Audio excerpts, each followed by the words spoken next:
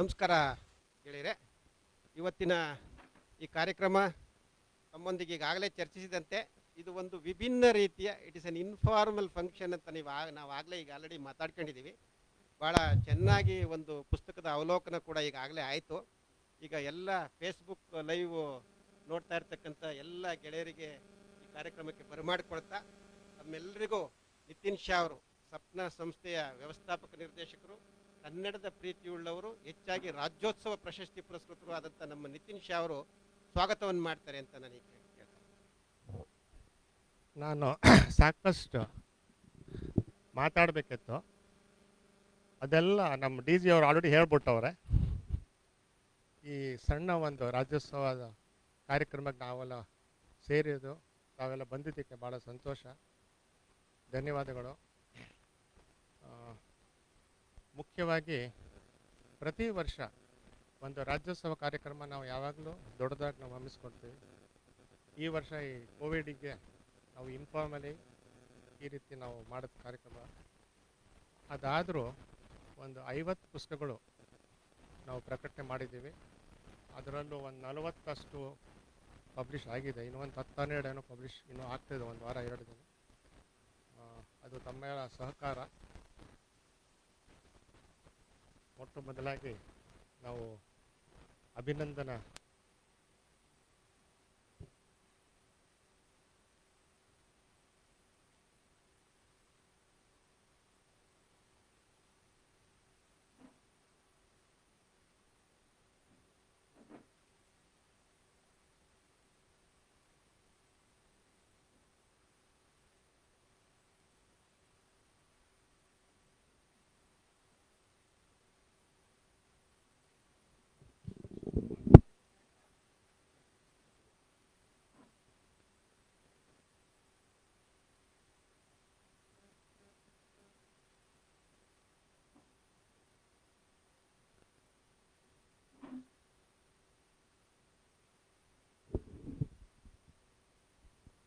ಧನ್ಯವಾದಗಳು ನಿತಿನ್ ಶಾ ಅವರಿಗೆ. ಈಗ ನಾವು ಈಗಾಗಲೇ ಮಾತಾಡಿದ ಪ್ರಕಾರ ಈಗ ಪ್ರಶ್ನೋತ್ತರ ಸಂವಾದ ಈ ಬಗೆಯ ವಿಶಿಷ್ಟ ವಿಭಿನ್ನ ರೀತಿಯ ಕಾರ್ಯಕ್ರಮ ಇವತ್ತು ಒಂದು ಸಂದಿಗ್ಧ ಪರಿಸ್ಥಿತಿ ಅಂತ ನಾವು ಏನು ಹೇಳ್ತಾ ಇದ್ದೀವಿ, ಈ ಕೋವಿಡ್ ಕಾಲದಲ್ಲಿ ಇಷ್ಟರ ಮಟ್ಟಿಗೆ ಮಾಡ್ಬೋದು ಅಂತ ಕಾರ್ಯಕ್ರಮ ಅನ್ನೋದಕ್ಕೆ ಇದೇ ನಿದರ್ಶನ ಅಂತ ನಾವು ಹೇಳ್ಕೊಳ್ಬೋದು. ಯಾಕೆ ದೊಡ್ಡ ಮಟ್ಟದಲ್ಲಿ ಮಾಡಲಿಕ್ಕೆ ಕಷ್ಟ ಸಾಧ್ಯ, ನಮ್ಮೆಲ್ಲರಿಗೂ ಗೊತ್ತಿರ್ತಕ್ಕಂಥ ವಿಚಾರ. ಆದರೂ ನಾವು ಬಹಳ ಕಷ್ಟ ಕಾಲದಲ್ಲಿದ್ದರೂ ಸಹ ನಮ್ಮ ಸಂಸ್ಥೆಯ ವತಿಯಿಂದ ಅತಿ ಹೆಚ್ಚು ಶ್ರಮವನ್ನು ವಹಿಸುವ ಮೂಲಕ ಯಾರಿಗೂ ಯಾವುದೇ ರೀತಿ ತೊಂದರೆ ಆಗಬಾರ್ದು, ಸಂಸ್ಥೆಗೂ ತೊಂದರೆ ಆಗಬಾರ್ದು ಅನ್ನೋ ದೃಷ್ಟಿ ಇಟ್ಟು ಇಂಥ ಒಂದು ಕಾರ್ಯಕ್ರಮಗಳನ್ನು ಮಾಡೋದ್ರ ಜೊತೆಗೆ ಪುಸ್ತಕೋದ್ಯಮವನ್ನು ನಾವು ಬೆಳೆಸ್ಕೊಂಡು ಬರ್ತಾ ಇದ್ದೀವಿ. ಮೊದಲನೇದಾಗಿ ವಸುಧೇಂದ್ರ ಅವರಿಗೆ ಒಂದು ಪ್ರಶ್ನೆಯನ್ನು ನಾನೇ ಕೇಳ್ತೀನಿ. ಸರ್, ಇತ್ತೀಚೆಗೆ ನಿಮ್ಮ ಪುಸ್ತಕ ತೇಜೋ ತುಂಗಭದ್ರ ಒಂದು ದಾಖಲೆ ಮಾರಾಟವನ್ನು ಸೃಷ್ಟಿಸಿತು, ಮತ್ತು ಇಂಗ್ಲೀಷ್ಗೆ ಅನುವಾದ ಆಗ್ತಾ ಇದೆ ಅಂತ ತಿಳಿದುಪಟ್ವಿ, ಮತ್ತು ಬೇರೆ ಬೇರೆ ಕಡೆ ಸಾಕಷ್ಟು ಚರ್ಚೆಗೆ ಗ್ರಾಸವಾಯಿತು. ಯಾವ ರೀತಿ ಆ ಪುಸ್ತಕ ನಿಮಗೆ ಬರೀಲಿಕ್ಕೆ ಪ್ರೇರೇಪಣೆ ಆಯಿತು, ಮತ್ತು ಆ ಪುಸ್ತಕ ಬಂದ ನಂತರ ಅದರ ಪ್ರಚಾರ ಸಿಕ್ಕಿದ ನಂತರ ಅದರ ಮರುಮುದ್ರಣಗಳು ಕಂಡ ನಂತರ ಮತ್ತು ಇಂಗ್ಲೀಷ್ಗೆ ಅನುವಾದ ಆಗ್ತಾ ಇದೆ, ಅದು ಪೆಂಗ್ವಿನ್ ಅಂತ ಒಬ್ಬ ದೊಡ್ಡ ಇಂಟರ್ನ್ಯಾಷನಲ್ ಪಬ್ಲಿಷರ್ಸ್ ಅದನ್ನು ತೊಗೊಂಡಿದ್ದಾರೆ ಅಂತಂದಾಗ ನಿಮ್ಮ ಮನಸ್ಸಿನ ಮೇಲೆ ಏನು ಅನ್ನಿಸ್ತು, ಯಾವ ರೀತಿ ನಿಮಗೆ ಅನಿಸಿಕೆ?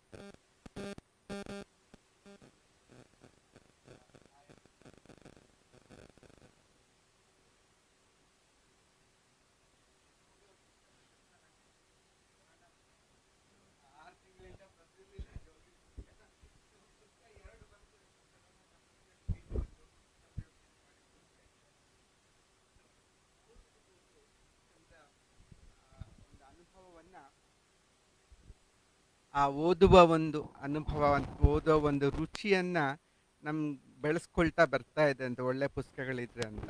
ಸೊ ಸಂತೋಷ. ಹ್ಮ್.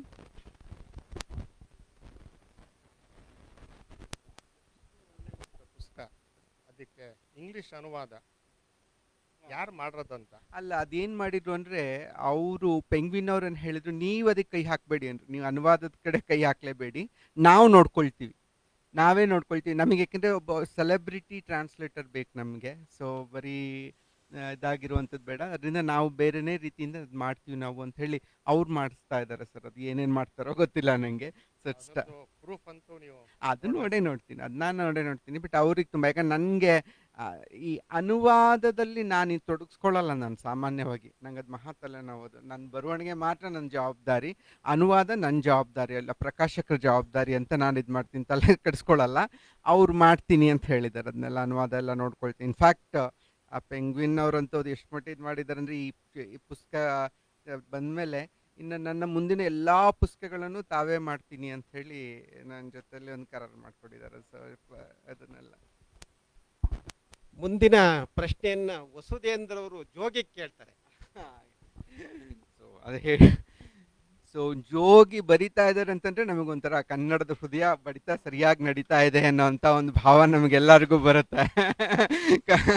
ಜೋಗಿಯವರೇ, ಕರೋನಾ ಕಾಲ ಮತ್ತು ಕನ್ನಡದ ಬಗ್ಗೆ ಸ್ವಲ್ಪ ಮಾತಾಡಿ. ಹೇಗಿನ್ನಿಸ್ತು, ಏನಾಯ್ತು, ಯಾವ ರೀತಿ ಪ್ರತಿಕ್ರಿಯೆ ಅಂತ ಅನಿಸ್ತು ನಿಮಗೆ? ಯಾಕಂದ್ರೆ ಕನ್ನಡ ಪುಸ್ತಕಗಳನ್ನು ತಗೊಳ್ಳೋಣ. ಪುಸ್ತಕಗಳು ಮತ್ತು ಕರೋನಾ ಕಾಲಘಟ್ಟ. ವಸುಂಧರ, ಒಂದು ಅಭಿನಂದನೆಗಳು ಈ ನಿಮ್ಮ, ಯಾಕಂದರೆ ಈ ಕೊರೋನಾ ಕಾಲಘಟ್ಟದಲ್ಲಿ ನಮ್ಗೆ ಭರವಸೆ ಕೊಟ್ಟಿದ್ದು ನಿಮ್ಮ ಪುಸ್ತಕನೇ. ಅದು 5 ಮುದ್ರಣಗಳನ್ನು ಈ ಕೊರೋನಾ ಕಾಲದಲ್ಲೇ ಕಟ್ಟಿದ್ದು. ಅದು ಬಿಡುಗಡೆ ಆಗಿ ಸ್ವಲ್ಪ ದಿವಸ ಕೊರೋನಾ ಬಂತು. ಈ ಕನ್ನಡ ಸಿನಿಮಾ ಬಿಡುಗಡೆ ಆಗಿ ಮಾರನೇ ದಿನ ಕೊರೋನಾ ಬಂದು ಇಲ್ಲ ನಷ್ಟ ಮಾಡ್ಕೊತಲ್ಲ, ಬಟ್ ಪುಸ್ತಕಕ್ಕೆ ನಷ್ಟ ಆಗಲಿಲ್ಲ. ಎರಡನೇದು, ಕನ್ನಡ ಪುಸ್ತಕೋದ್ಯಮದಲ್ಲಿ ಈ ಮಟ್ಟದ ಈ ಮಾರ್ಕೆಟಿಂಗ್ ಇದೆ ಅಂತ ಗೊತ್ತಾಗಿದ್ದು ಈ ಕೊರೋನಾ ಕಾಲದಲ್ಲಿ. ಎಲ್ಲರೂ ಪುಸ್ತಕ ತರಿಸಿ ಓದೋಕ್ಕೆ ಶುರು ಮಾಡಿದ್ರು. ಆಮೇಲೆ ಜನಗಳಿಗೆ, ಬಹುಶಃ ಓದುಗರಿಗೆ ಒಂದು ವ್ಯಾಕ್ಯೂಮ್ ಇತ್ತಾಗ. ಸಿನಿಮಾ ನೋಡಿದ್ರು ಬೋರ್ ಆಯಿತು, ಟಿ ವಿ ಸೀರಿಯಲ್ ನೋಡಿದ್ರು ಬೋರ್ ಆಯಿತು, ಸೀರಿಯಲ್ಗಳು ಹಳೇದು ಬರ್ತಾ ಇದ್ವಿ. ಆಗ ಅವರು ಓದಿಗೆ ಮರಳಿದರು ಅಂತ. ಹೇಗೆ ಅವರು ಮಹಾಭಾರತ ಮತ್ತು ರಾಮಾಯಣ ಟಿ ವಿಲಿ ಬಂದಾಗ ಮತ್ತೆ ಮುಗಿಬಿದ್ದು ನೋಡಿದ್ರು, ಹಾಗೆ ಮುಗಿಬಿದ್ದು ಪುಸ್ತಕಗಳನ್ನ ಓದಿದರು. ನಿಮಗೆ ಬಹುಶಃ ಹೈಯೆಸ್ಟ್ ಫೋನ್ ಬಂದಿದ್ದು ಆ ಕಾಲದಲ್ಲಿ. ಮನುಷ್ಯ ಮಾತಾಡೋಕ್ಕೆ ಶುರು ಮಾಡಿದ್ದು ಕೊರೋನಾ ಕಾಲಘಟ್ಟದಲ್ಲಿ. ಯಾಕಂದರೆ ಎಲ್ಲ ಫ್ರೀ ಆಗಿದ್ವಿ, ಏನು ಮಾಡೋದು ಗೊತ್ತಾಗ್ತಿರಲಿಲ್ಲ. ಏಕಾಂಗಿ ಅನಿಸೋದು ಮನೇಲಿ ಕೂತ್ಕೊಂಡು ಯಾರ ಹತ್ರ ಮಾತಾಡೋದು, ಎಷ್ಟೊತ್ತು ಮಾತಾಡೋದು. ಎಲ್ಲ ಫ್ಯಾಮಿಲಿ ಸರಿ, ಬಟ್ ಸ್ನೇಹಿತರನ್ನು ಮತ್ತೆ ಹುಡ್ಕೊಂಡು ಹೋದ್ವಿ, ಹಾಗೆ ಮಾತಾಡಿದ್ವಿ. ಎರಡನೇದು, ಆ ಕಾಲದಲ್ಲಿ ನಾವು ಲೇಖಕರು ಸಹ ತುಂಬ ಓದಿದ್ವಿ. ನಾವು ವಿ ರೆಡ್ ಎ ಲಾಟ್. ಎಲ್ಲ ಏನು ಕೆಲಸ ಇರಲಿಲ್ಲ. ನಾನು ಒಂದು ತಂದಿಟ್ಟು ಒಂದು 30 ಪುಸ್ತಕಗಳನ್ನ ಓದಿದೆ ನಾನು. ಇಂಗ್ಲೀಷು, ಕನ್ನಡ, ಬೇರೆ ಬೇರೆ ಲೇಖಕರದ್ದು, ಹೊಸಬರದ್ದು ಎಲ್ಲ ಓದಲಿಕ್ಕೆ ಸಾಧ್ಯ ಆಯಿತು. ಈ ಓದಿದೆಯಲ್ಲ ನಮ್ಮನ್ನು ಮುಂದೆ 10 ವರ್ಷ ಲೇಖಕರಾಗಿ ಸಾಗಿಸಲಿಕ್ಕೆ ಸಹಾಯ ಮಾಡುತ್ತೆ. ಇಲ್ಲದಿದ್ದರೆ ಲೇಖಕ ಸಾಯೋದೇ ಓದು ಇಲ್ಲದೆ. ನಮಗೆ ಆ ಓದನ್ನು ಈ ಕೊರೋನಾ ಕಾಲಘಟ್ಟ ಕೊಟ್ಟಿತ್ತು. ಆಮೇಲೆ ನಮ್ಮ ಕೃತಿಗಳನ್ನು ಓದಿದ ನಮ್ಮ ಸಹ ಲೇಖಕರು ಫೋನ್ ಮಾಡ್ತಿದ್ರು. ಅವರು ಓದ್ತಿರಲಿಲ್ಲ ಆ ಟೈಮಲ್ಲಿ.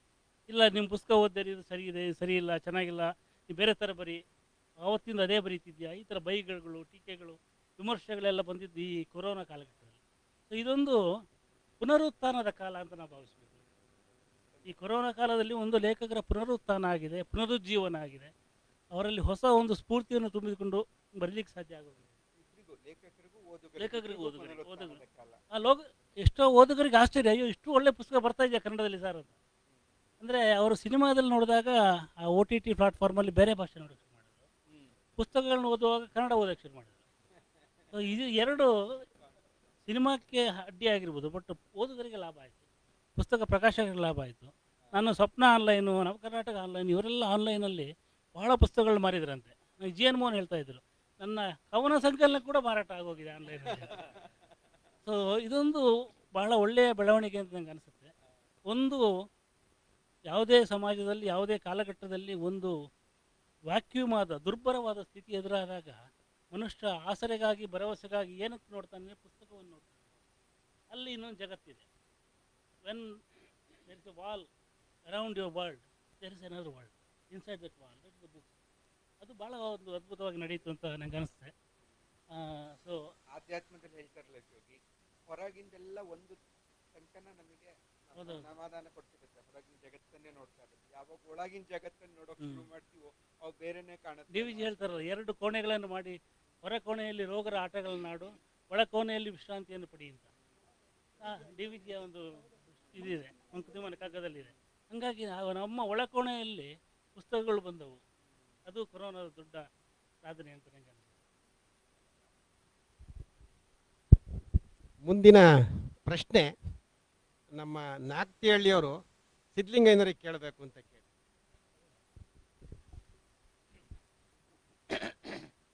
ಮೊದಲಿಗೆ ಅವರ ಪ್ರಶ್ನೆ ಕೇಳಕ್ಕೆ ಮುಂಚೆ ನನ್ನ ಒಂದು ಅನಿಸಿಕೆ, ಇಲ್ಲಿ ಎಷ್ಟೊಂದು ಸಾಹಿತ್ಯದ ಪ್ರಾತಿನಿಧ್ಯ ಎಷ್ಟು ಚೆನ್ನಾಗಿದೆ ಅಂದರೆ, ಇದನ್ನ ಇವರು ಪ್ಲ್ಯಾಂಡ್ ಆಗಿ ವ್ಯವಸ್ಥೆ ಮಾಡಿದ್ರು ಅಥವಾ ಅದು ಆಕಸ್ಮಿಕವಾಗಿ ಗೊತ್ತಿಲ್ಲ, ಕಾಕತಾಳೀಯೋ.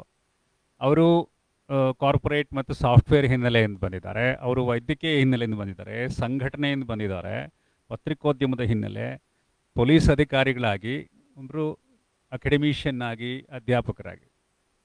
ಅಂದರೆ ಇದು ನಿಜವಾಗಿ ಸಾಹಿತ್ಯದ ಪ್ರತಿಬಿಂಬ ಅಂತ ನನಗನ್ಸೋದು. ಎಲ್ಲ ಉಪಧಾರೆಗಳು ಸೇರಿ ಒಂದು ಮಹಾಧಾರೆ ಸ್ಟಾರ್ಟ್ ಆಗುತ್ತೆ. ಸಾಹಿತ್ಯ ಅಂದರೆ ಬರೀ ಯೂನಿವರ್ಸಿಟಿ ಸೃಷ್ಟಿ ಮಾಡೋಕ್ಕಾಗಲ್ಲ. ಹಾಗಾಗಿ ಅದು ಒಂದು ಕಸುವು, ಸಾಹಿತ್ಯದ ಕಸುವು, ಅದಕ್ಕಿರುವಂಥ ಭಿನ್ನ ಆಯಾಮಗಳು, ಅದೆಲ್ಲ ಒಂದು ಪ್ರಾತಿನಿಧಿಕವಾಗಿತ್ತು. ಇಂತಹ ಒಂದು ಸಂತೋಷ ಆಯಿತು. ನನಗೆ ಎರಡನೇ ಸಂತೋಷ, ಅಲ್ಲಿ ನಾನು ನಮ್ಮ ಗುರುಗಳ ಜೊತೆಗೆ ಪುಸ್ತಕಗಳನ್ನು ನೋಡುವಾಗ ಉಂಟಾದ ಒಂದು ಅನುಭವವನ್ನು ಹೇಳ್ತೇನೆ. ನಿಜವಾಗಿ ನನಗನ್ನಿಸಿದ್ದು, ಈ ಚಿಕ್ಕ ಮಕ್ಕಳನ್ನ ಆಟದ ಸಾಮಾನು ಅಂಗಡಿ ಕರ್ಕೊಂಡೋದ್ರೆ ಅಥವಾ ಸ್ವೀಟ್ಸ್ ಅಂಗಡಿ ಕರ್ಕೊಂಡೋದ್ರೆ ಆಸೆಯಿಂದ ನೋಡ್ತಾರಲ್ಲ, ಹಂಗೆ ಅನಿಸ್ತಾ ಇತ್ತು ನನಗೆ. ಇದರಲ್ಲಿ ಯಾವ್ದು ಓದಿದ್ದೀನಿ, ಯಾವ್ದು ಓದಿಲ್ಲ, ಅಂದರೆ ಯಾವುದನ್ನು ತಿಂದಿದ್ದೀನಿ, ಯಾವ್ದು ತಿಂದಿಲ್ಲ, ಯಾವ್ದು ರುಚಿಸುತ್ತೆ ಅಂತ ಅನ್ನಿಸ್ತಾ ಇತ್ತು. ಅವ್ರಿಗೆ ಅಭಿನಂದಿಸ್ತಾ, ಗೆಳೆಯರಿಗೆ ಮತ್ತು ಜೋಗಿ ಮಾತನ್ನು ಸಮರ್ಥಿಸ್ತಾ, ಕೊರೋನಾ ಓದುಗನಿಗಂತೂ ವರದಾನ ಅನ್ನೋದು ನಂದು ಅಭಿಪ್ರಾಯ. ಯಾಕಂದರೆ ಅದು ಓದುಗ ಅವನಿಗೆ ಸಿಕ್ಕ ಏಕಾಂತವನ್ನು ಪುಸ್ತಕಗಳ ಜೊತೆಗೆ ಗುರುತಿಸ್ಕೊಳ್ಳೋದಕ್ಕೆ ಪ್ರಯತ್ನ ಮಾಡ್ದ. ಅದು ಜಗಳವೋ ಪ್ರೀತಿಯೋ ವಿಮರ್ಶೆಯೋ ಏನೂ ಇರಲಿ, ಅದಾಯಿತು. ಇದು ನನಗೆ ಬಹಳ ನಮ್ಮ ಸಪ್ನ, ನಮ್ಮ ನಿತಿನ್ ಶಾ ಅವರು ವ್ಯಾಪಾರದ ಜೊತೆಗೆ ಒಂದು ಸಾಂಸ್ಕೃತಿಕವಾದಂಥ ಒಂದು ಎಚ್ಚರ ಇಟ್ಕೊಂಡಿರ್ತಾರಲ್ಲ, ಅದು ತುಂಬ ಮುಖ್ಯ. ಯಾಕೆಂದರೆ ಪುಸ್ತಕಕ್ಕೆ ಬರೀ ವ್ಯಾಪಾರ ಅಲ್ಲ, ಅದು ಬೇರೆಯೇ ಅನುಭವ. ಅದು ಈ ಥರದ ಒಂದು ಪುಸ್ತಕಕ್ಕಿರುವ ಸರಳವಾಗಿ ಹಿಂಗಿಟ್ಟು ಒಬ್ಬ ಓದುಗ ಬಂದು ತೊಗೊಂಡು ಹೋಗಿ ದುಡ್ಡು ಕೊಡುವಂಥ ಒಂದು ಸರಳ ವ್ಯಾಪಾರಿ ಸ್ವರೂಪ ಚಲನಚಿತ್ರಕ್ಕೆ ಬಂದರೆ ಎಷ್ಟು ಚಂದ ಅಂತ ಯೋಚನೆ ಮಾಡ್ತಾ ಇದ್ದೀನಿ. I know it's not possible.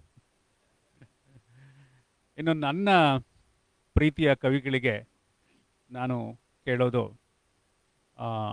ಅವ್ರ ಜೊತೆಗೆ ನಾನು ಬಹುತೇಕ ನಿರಂತರವಾಗಿ ಅವಧಿನಲ್ಲಿ ಸಂಪರ್ಕದಲ್ಲಿದ್ದೀನಿ. ಅವ್ರ ಜೊತೆಗೆ, ಅಶೋಕ್ ಜೊತೆಗೆ, ಜೋಗಿ ಅವ್ರ ಜೊತೆಗೆ, ವಸು ಕೂಡ ನಮ್ಮ ಶಾಲೆಗೆ ಬಂದಾಗ ತರಗತಿಗಳನ್ನು ಮಾಡಿಕೊಡ್ತಿರ್ತಾರೆ. ಅವ್ರಿಗೆ ನಾನು ಕೇಳೋದೇನೆಂದರೆ, ನಾನು ಕರೋನಾ ಅವಧಿನಲ್ಲಿ I shifted myself to non fictions, ಅಂದರೆ ಆತ್ಮಚರಿತ್ರೆಗಳು, ಜೀವನ ಚರಿತ್ರೆಗಳು, ಆ ಥರದ ಕಡೆಗೆ ನಾನು ಆಯ್ಕೆ ಮಾಡಿಕೊಂಡು ಈ ಅವಧಿನಲ್ಲಿ ಹೊರಟೆ. ಅದಕ್ಕೇನು ಕಾರಣ ನನಗೆ ಗೊತ್ತಿಲ್ಲ. ಸ್ವಲ್ಪ ಫಿಕ್ಷನ್ಸಿಂದ ಬಿಡುಗಡೆ ಬೇಕು ಅಂತ ನನಗೆ ಅನ್ನಿಸ್ತು. ಗಾಂಧಿ ಅವರ ಜೀವನ ಚರಿತ್ರೆ ನಾನು ಮತ್ತೊಮ್ಮೆ ಮೊದಲಿಂದ ಓದಲಿಕ್ಕೆ, ಅದರಲ್ಲೂ ಗೊರೂರವರ ಅನುವಾದದ ಕನ್ನಡದ ಅನುವಾದ ತುಂಬ ಚೆನ್ನಾಗಿದೆ, ಅದು ನನಗಿಷ್ಟ ಆಯಿತು. ಪ್ಯಾರಲಲ್ಲಾಗಿರಲಿ ಅಂತ ನಾನು ಹಿಟ್ಲರ್ನ ಮೈನ್ ಕಾಂಪ್ ಓದಿದೆ. ಅವನು ಹೆಂಗೆ ಸರ್ವಾಧಿಕಾರಿ ಆದ, ಯಾಕೆ ಕ್ರೂರಿ ಆದ, ಇವ್ರು ಯಾಕೆ ಅಹಿಂಸೆ, ಅವನು ಯಾಕೆ ಹಿಂಸೆ ಅಂತ. ನಿಮ್ಮ ಓದು ಈ ಅವಧಿಯಲ್ಲಿ ನೀವು ಅನೇಕ ಪ್ರತಿಷ್ಠಾನಗಳಿಗೆ, ಫೇಸ್ಬುಕ್ನಲ್ಲಿ ಕಾರ್ಯಕ್ರಮಗಳಿಗೆ ನನ್ನನ್ನು ಆಹ್ವಾನಿಸಿದ್ರಿ. ತಮ್ಮ ಸೂಚನೆ ಮೇರೆಗೆ ನಾನು ಭಾಗವಹಿಸಿದೆ. ಅನೇಕ ಸಂಘಟನೆಗಳಲ್ಲಿ ನೀವು ಆ ಥರದ ಕೆಲಸ ಮಾಡ್ತಾ ಇದ್ದೀರಿ. ಸಾಧನಕೇರಿ ಪ್ರತಿಷ್ಠಾನ, ಅದನ್ನು ಬಹಳ ಚೆನ್ನಾಗಿ ನಡೆಸಲಿಕ್ಕೆ ನೀವು ಹೊರಟ್ರಿ. ಈ ತಾಂತ್ರಿಕ ಒಂದು ಮಾಧ್ಯಮ ಮತ್ತು ಈ ಅವಧಿಯಲ್ಲಿ ನಿಮ್ಮ ಓದು ಫಿಕ್ಷನ್ ಮೇಲಿತ್ತ, ನಾನ್ ಫಿಕ್ಷನ್ ಮೇಲಿತ್ತ, ಅಥವಾ ಬರವಣಿಗೆ ಮೇಲೆ ನೀವು ಕಾನ್ಸಂಟ್ರೇಟ್ ಮಾಡಿದ್ರ? ನಮ್ಮಂಥ ನಿಮಗಿಂತ ಚಿಕ್ಕ ಬರಹಗಾರರಿಂದ ನಿಮ್ಮ ನಿರೀಕ್ಷೆಗಳೇನು? ತುಂಬ ಧನ್ಯವಾದಗಳು. ಭಾಳ ಒಳ್ಳೆಯ ಪ್ರಶ್ನೆ ಕೇಳಿದ್ದೀರಿ. ಮೊದಲನೇದಾಗಿ ಈ ಕಾರ್ಯಕ್ರಮವನ್ನು ವ್ಯವಸ್ಥೆ ಮಾಡಿದಂಥ ನಿತಿನ್ ಶಾ ಸಾಹೇಬರಿಗೆ ಮತ್ತು ನಮ್ಮ ಪ್ರೀತಿಯ ಲೇಖಕ ದೊಡ್ಡೇಗೌಡರಿಗೆ ಋಣಿಯಾಗಿದ್ದೇನೆ ನಾನು.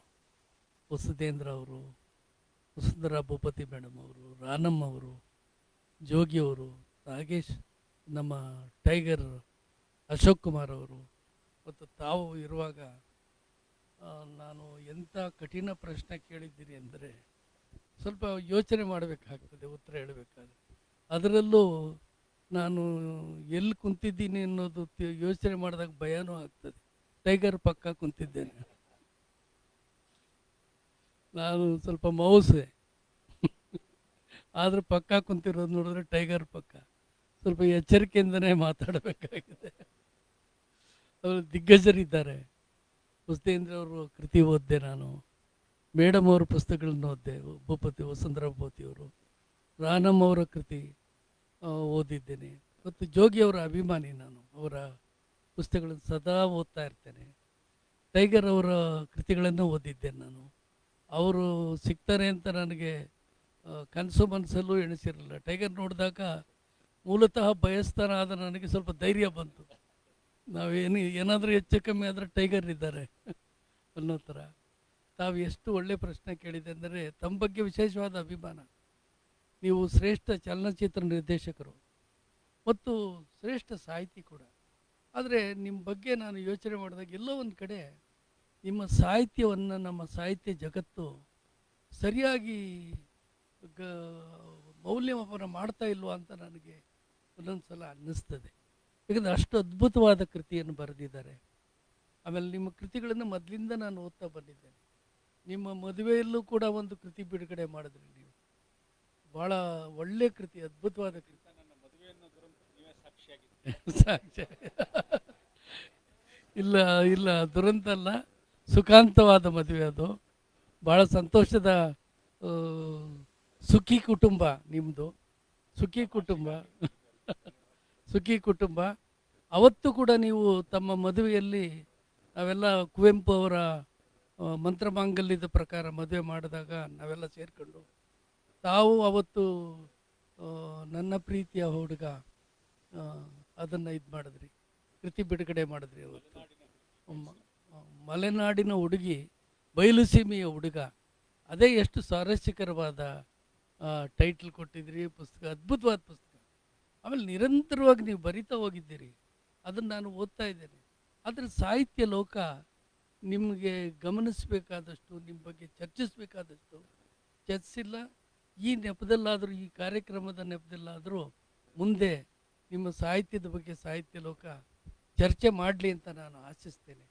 ಯಾಕೆಂದರೆ ಅದು ತಮಗೆ ಸಿಗಬೇಕಾದ ನ್ಯಾಯ ಕೂಡ.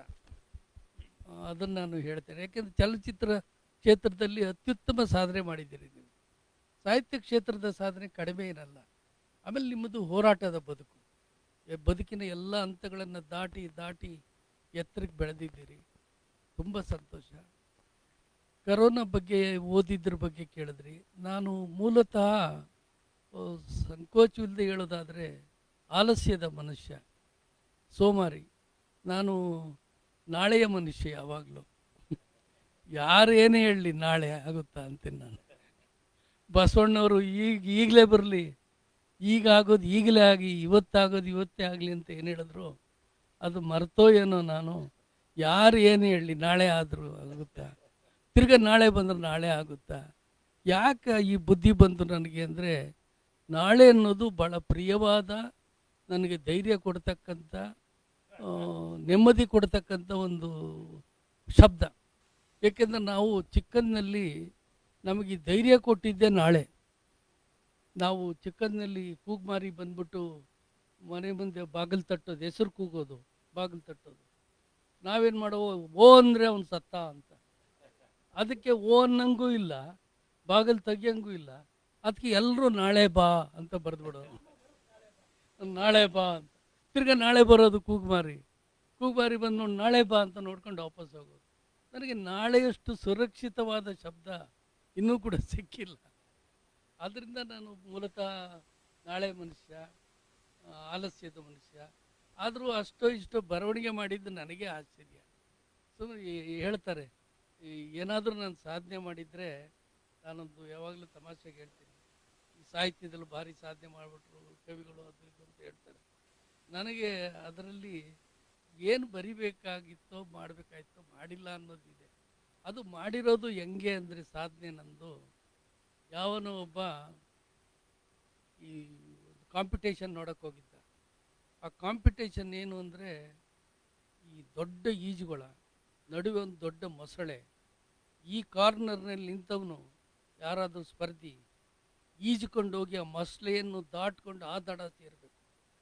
ಯಾವನಿಗೂ ಧೈರ್ಯ ಬರಲಿಲ್ಲ ಈಜಕ್ಕೆ, ಆ ಮೊಸಳೆ ಭಯ, ಸತ್ತೋಗ್ಬಿಡ್ತೀವಿ ಅಂತ ಯಾವನಿಗೂ ಧೈರ್ಯ ಬರಲಿಲ್ಲ. ಅಂತ ಟಫ್ ಕಾಂಪಿಟೇಷನ್ ಸ್ವಿಮ್ಮಿಂಗ್ ಪೂಲಲ್ಲಿ. ಆದ್ರೆ ಒಬ್ಬ ಕಡ್ಡಿ ಪೈಲ್ವಾನ್ ಏನು ಮಾಡ್ಬಿಟ್ಟ, ದಡಾರ್ನ ಬಿದ್ದೋನೆ ಈಜ್ಕೊಂಡು ಹೋಗಿದ್ದು, ಮೊಸಳೆಗೂ ಮುಂದೆನೂ ಎಗರಿ ಹೋಗಿದ್ದು, ಹತ್ತು ಕಡೆ ಸೇರಿಬಿಟ್ಟು.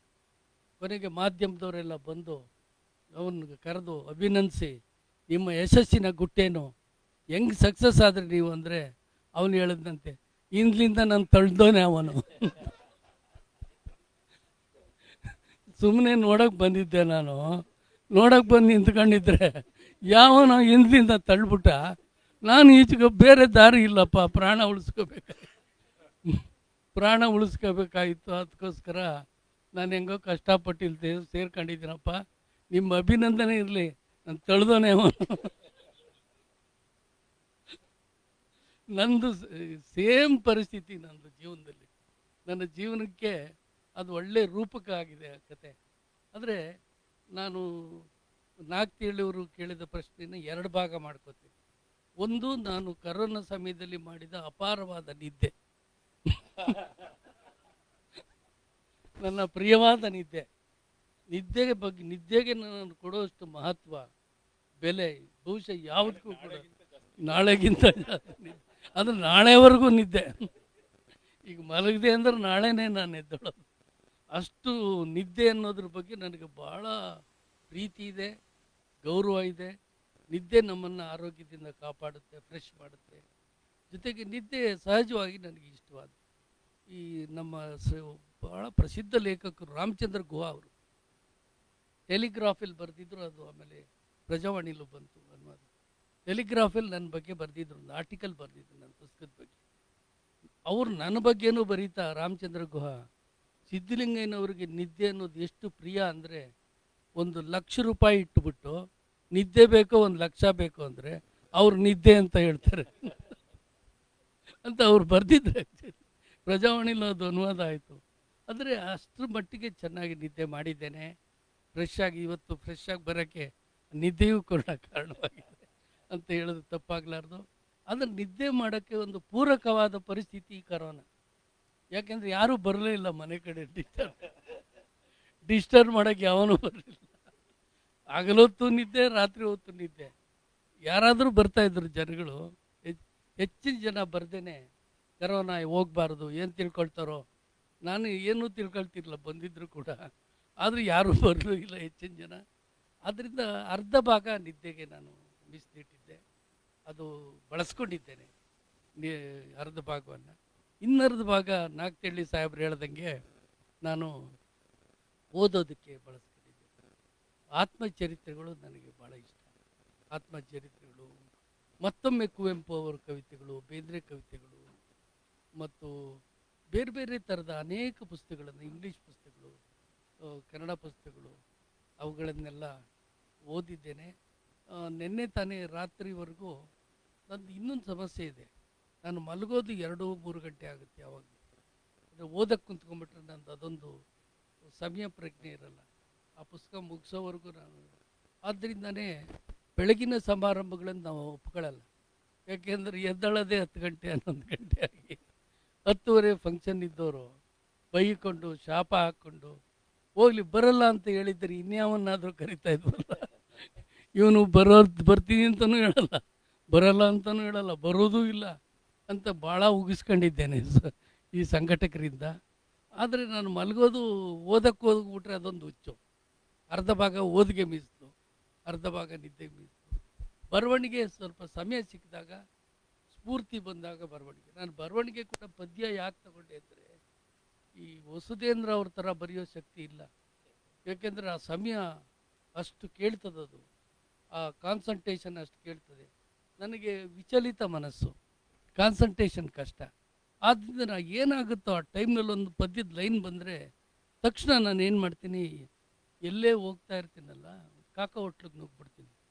ಕಾಕ ಹೋಟ್ಲಿಗೆ ಟೀ ಆರ್ಡ್ರ್ ಮಾಡಿಬಿಟ್ಟು ಟಕ್ನಲ್ಲೇ ಒಂದು ಪೇಜ್ ತಗೊಂಡು ಬರಿತಾ ಇರ್ತೀನಿ.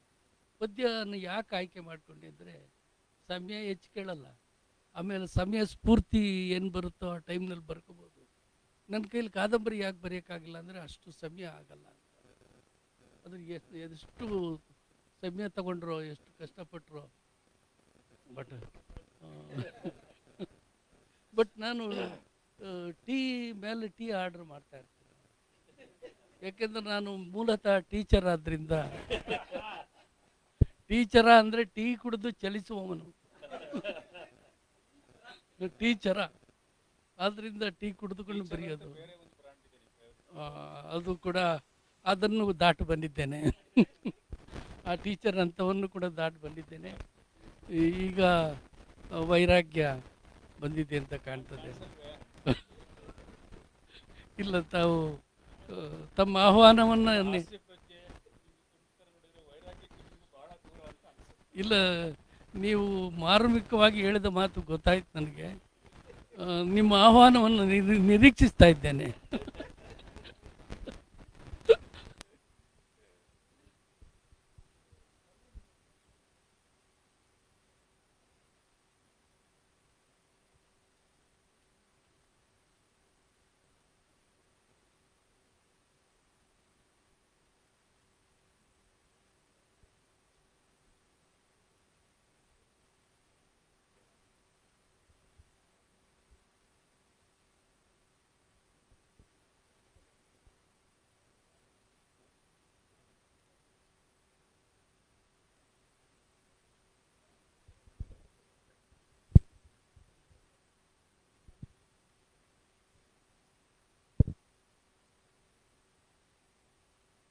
ನಾನು ನೋಡಿಬಿಟ್ಟು ತಬಲಾ ಇಟ್ಟು ನಾನು ಮುಂದೆ ಬಂದ್ಬಿಟ್ಟೆ. ಫಂಕ್ಷನ್ ಮುಗಿದ್ಮೇಲೆ ನಮ್ಮ ಶಿಷ್ಯರು ಏನು ಮಾಡಿದ್ದಾರೆ, ತಬಲಾ ಬರ್ತಾಯಿದ್ದವರು ನನಗೆ ವಿಶ್ ಮಾಡಬೇಕು. ಭಾಳ ವರ್ಷ ಆಗ್ಬಿಟ್ಟಿತ್ತು ಅನ್ಸುತ್ತೆ ನೋಡಿ. ಓಡ್ ಬಂದರೆ ತಬಲಾ ಇಟ್ಟು ಬಂದರೆ ತಬಲಾ ಯಾವನ್ನ ಎತ್ಕೊಂಡು ಹೋಗ್ಬಿಟ್ರೆ ಈಗ ನನ್ನಿಂದ ಅವ್ರ ತಬಲಾಗಳು ಹೋಗ್ಬಿಡ್ತಾವ. ಅದಕ್ಕೆ ಮಹಿಳಾ ಪೊಲೀಸ್ ಕೇಳಿದ್ದಾರೆ, ಮೇಡಮ್ ದಯವಿಟ್ಟು ನನ್ನ ತಬಲಾ ನೋಡ್ಕೊಳ್ತೀರಾ ಅಂತ. ಪೊಲೀಸಿಗೆ ಕೋಪ ಬಂದ್ಬಿಟ್ಟಿದೆ. ನಮ್ಮ ಡ್ಯೂಟಿ ಏನು, ನಮ್ಮ ರೆಸ್ಪೆಕ್ಟ್ ಏನು, ಇವನೇ ಒಂದು ಚುಲ್ಟು ತಬಲಾಗಳು ನೋಡ್ಕೊಳ್ಳಿ, ನಮ್ಮ ತಬಲಾ ಇಟ್ಟಿರ್ತೀನಿ ನೋಡ್ಕೊತಾ ಇರ್ತೀರ ಅಂತನಲ್ಲ ಅಂದ್ಬಿಟ್ಟು ಅವ್ರಿಗೆ ನೋಡಿದ್ರಂತೆ ದೂರ ಉಟ್ಕೊಂಡು. ಇವನು ನಮ್ಮ ಗುರುಗಳ ದರ್ಶನ ಆಗದೆ ಭಾಳ ವರ್ಷ ಆಯಿತು. ಅವರು ಹೊರಟೋಗ್ತಾ ಇದ್ದಾರೆ ಮುಂದೆ ಗುರುಗಳು. ಆ ಗುರುಗಳ ದರ್ಶನ ಮಾಡ್ಕೊಂಬರ್ತೇನೆ, ದಯವಿಟ್ಟು ತಬಲಾ ನೋಡ್ಕೊಳ್ಳಿ ಅಂದರು.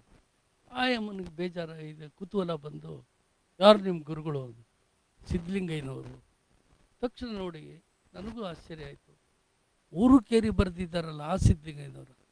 ಮಹಿಳಾ ಪೊಲೀಸ್ ಅಂದರೆ ಪೊಲೀಸರು ಈಗ ಹೆಚ್ಚು ಸಾಹಿತ್ಯ ಓದ್ತಾ ಇದ್ದಾರೆ ಅನ್ನೋದಕ್ಕೆ ಇದು ಸಾಕು. ಹೌದೌದು, ಹಂಗಂದ್ರೆ ನಾನು ನಿಮ್ಮ ತಬಲಾ ನೋಡ್ಕೊತೀನಿ ಹೋಗಿ ಅಂತ.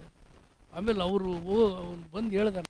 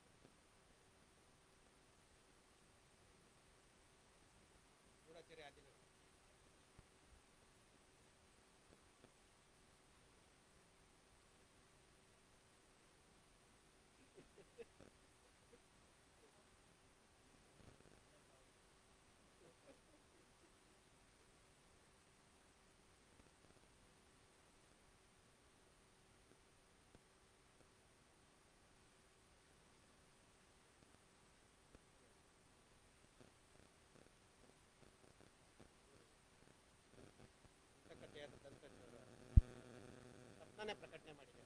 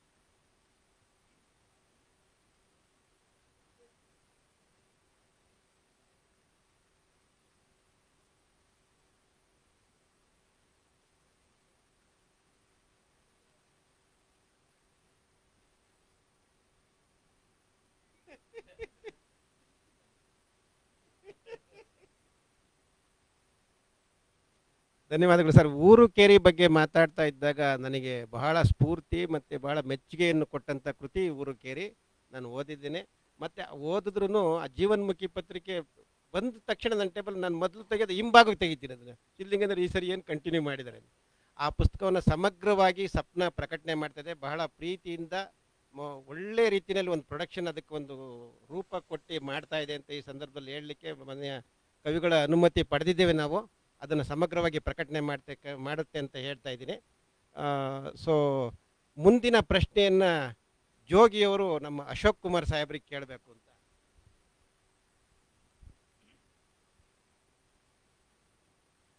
ಅಶೋಕ್ ಕುಮಾರ್ ಅವರ ಟೈಗರ್ ಸವಾರಿ, ಆಮೇಲೆ ಈಗ ಬರ್ತಿರುವಂಥ ಪೊಲೀಸ್ ವಿಷಲ್, ಎರಡು ಪುಸ್ತಕ ನನಗೆ ಒಂದು ಭಾಳ ಆಸೆ ಇತ್ತು. ಏನಂದರೆ ಪೊಲೀಸರು ಪುಸ್ತಕ ಬರೀಬೇಕು ಅಂತ ನನಗೆ ಭಾಳ ಇಷ್ಟ ಅದು. ಅಂದರೆ ಅವರ ಜಗತ್ತಲ್ಲಿ ನಾವು ತುಂಬ ಕಥೆಗಳು ಕೇಳ್ತಾ ಇದ್ವಿ. ನಾವು ಬೆಂಗಳೂರಲ್ಲಿ ಕೆಲಸ ಮಾಡ್ತಿದ್ದ ದಿನಗಳಲ್ಲಿ ಸಾಹೇಬ್ರ ಹತ್ರ ಬಂದು ಒಂದು ಕ್ರೈಮ್ ಸ್ಟೋರಿ ಹೇಳಿ ಅಂತ ಹೇಳಿ, ಎಷ್ಟು ಕ್ರೈಮ್ ಸ್ಟೋರಿಗಳಿರ್ತವೆ, ಎಷ್ಟು ಅಪರೂಪದ, ಅಂದರೆ ಅನೂಹ್ಯವಾದ ಸಂಗತಿಗಳು, ಸ್ಟ್ರೇಂಜರ್ ದ್ಯಾನ್ ಫಿಕ್ಷನ್ ಅಂತ ಹೇಳ್ತಾರೆ, ಅಂಥ ಕಥೆಗಳಿರ್ತವೆ. ನನಗೆ ಇವರ ಹೊಸ ಪುಸ್ತಕದ ಟೈಟಲ್ ನೋಡಿದಾಗ ಪೊಲೀಸ್ ವಿಷಲ್ ಅಂತ ಇಟ್ಟಿದ್ದೀರಿ. ಪೊಲೀಸ್ ವಿಷಲ್ ಅಂತ ಹೇಳುವ ಶೀರ್ಷಿಕೆನೇ ಭಾಳ ಚೆನ್ನಾಗಿದೆ. ನಾವು ಯಾವುದಕ್ಕೂ ಹೆದರದೇ ಇದ್ರೂ ಒಂದು ವಿಷಲ್ ಕೇಳಿದ ತಕ್ಷಣ ಎದುರ್ಕೊಬಿಡ್ತೀವಿ ಆ ಕಡೆಗೆ. ಅಂದರೆ ವಿಷಲ್ಗೆ ಇರೋ ಪವರ್ ಅದು. ಎಲ್ಲ ದಾರಿಲಿ ಹೋಗ್ತೀವಿ, ವಿಷಲ್ ಕೇಳಿದರೆ ಆ ಕಡೆ ಈ ಕಡೆ ಯಾರು ಬಂದು ಹಿಡಿಯೋಕ್ಕೆ ಬರ್ತಿದ್ರು ನೋಡ್ತೀವಿ. ಸೊ ಆ ವಿಷಲ್ ಅಂತ ಇರೋ ಕಾರಣ ಏನು, ಆ ಪುಸ್ತಕದಲ್ಲಿ ಏನಿರುತ್ತೆ, ಅದು ಇಟ್ಸ್ ವೆರಿ ಇಂಟ್ರೆಸ್ಟಿಂಗ್. ಅದನ್ನು ಬಗ್ಗೆ ನೀವು 4 ಮಾತು ಹೇಳ್ಬೇಕು.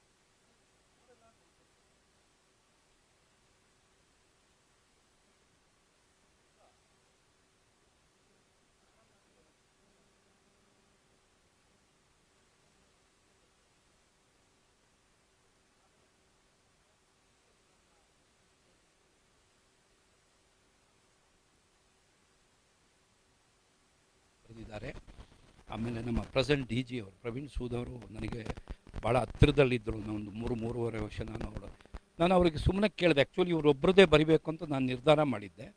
ಬಟ್ ಅವರು ಒಂದು ಸರಿ ಸಿಕ್ಕಿ ನನಗೆ ಕೇಳಿದ್ರು, ಅಶೋಕ್ ನನಗೆ ಬಿ ಪಿ ಇಲ್ಲ, ಶುಗರ್ ಇಲ್ಲ, ನನಗೆ 69 ವರ್ಷ ವಯಸ್ಸು, ನನ್ನ ಪ್ರಕಾರ ಅದು ಸಾಹಿತ್ಯದ ಕೊಡುಗೆನೂ ಇದೆ ಅದರಲ್ಲಿ ಅಂತ ಅನಿಸುತ್ತೆ ನನಗೆ, ಬಿ ಪಿ ಶುಗರ್ ಬರದೇ ಇರೋದಕ್ಕೆ. ಆಗ ಅವ್ರು ಹೇಳಿದ್ರು, ಅಶೋಕ್ ನೀನು ಇಷ್ಟು ಫಿಟ್ ಆಗಿದೆಯಲ್ಲಪ್ಪ, ಏನು ಮಾಡ್ತಿದ್ದೀರಿ? ನಾನು ರಿಟೈರ್ಡ್ ಆಗಿ 8 ವರ್ಷ ಆಯಿತು, ಇದು 9ನೇ ವರ್ಷ. ಏನು ಮಾಡ್ತಿದ್ದೀರಿ ನೀವು ಡೈಲಿ ಅಂತ ಕೇಳಿದ್ರು. ಸರ್ ನಾನು ಬರೆಯೋಕ್ಕೆ ಶುರು ಮಾಡಿಬಿಟ್ಟಿದ್ದೀನಿ ಸರ್ ಅಂತ ಹೇಳಿದ್ರು. ಹೌದಾ?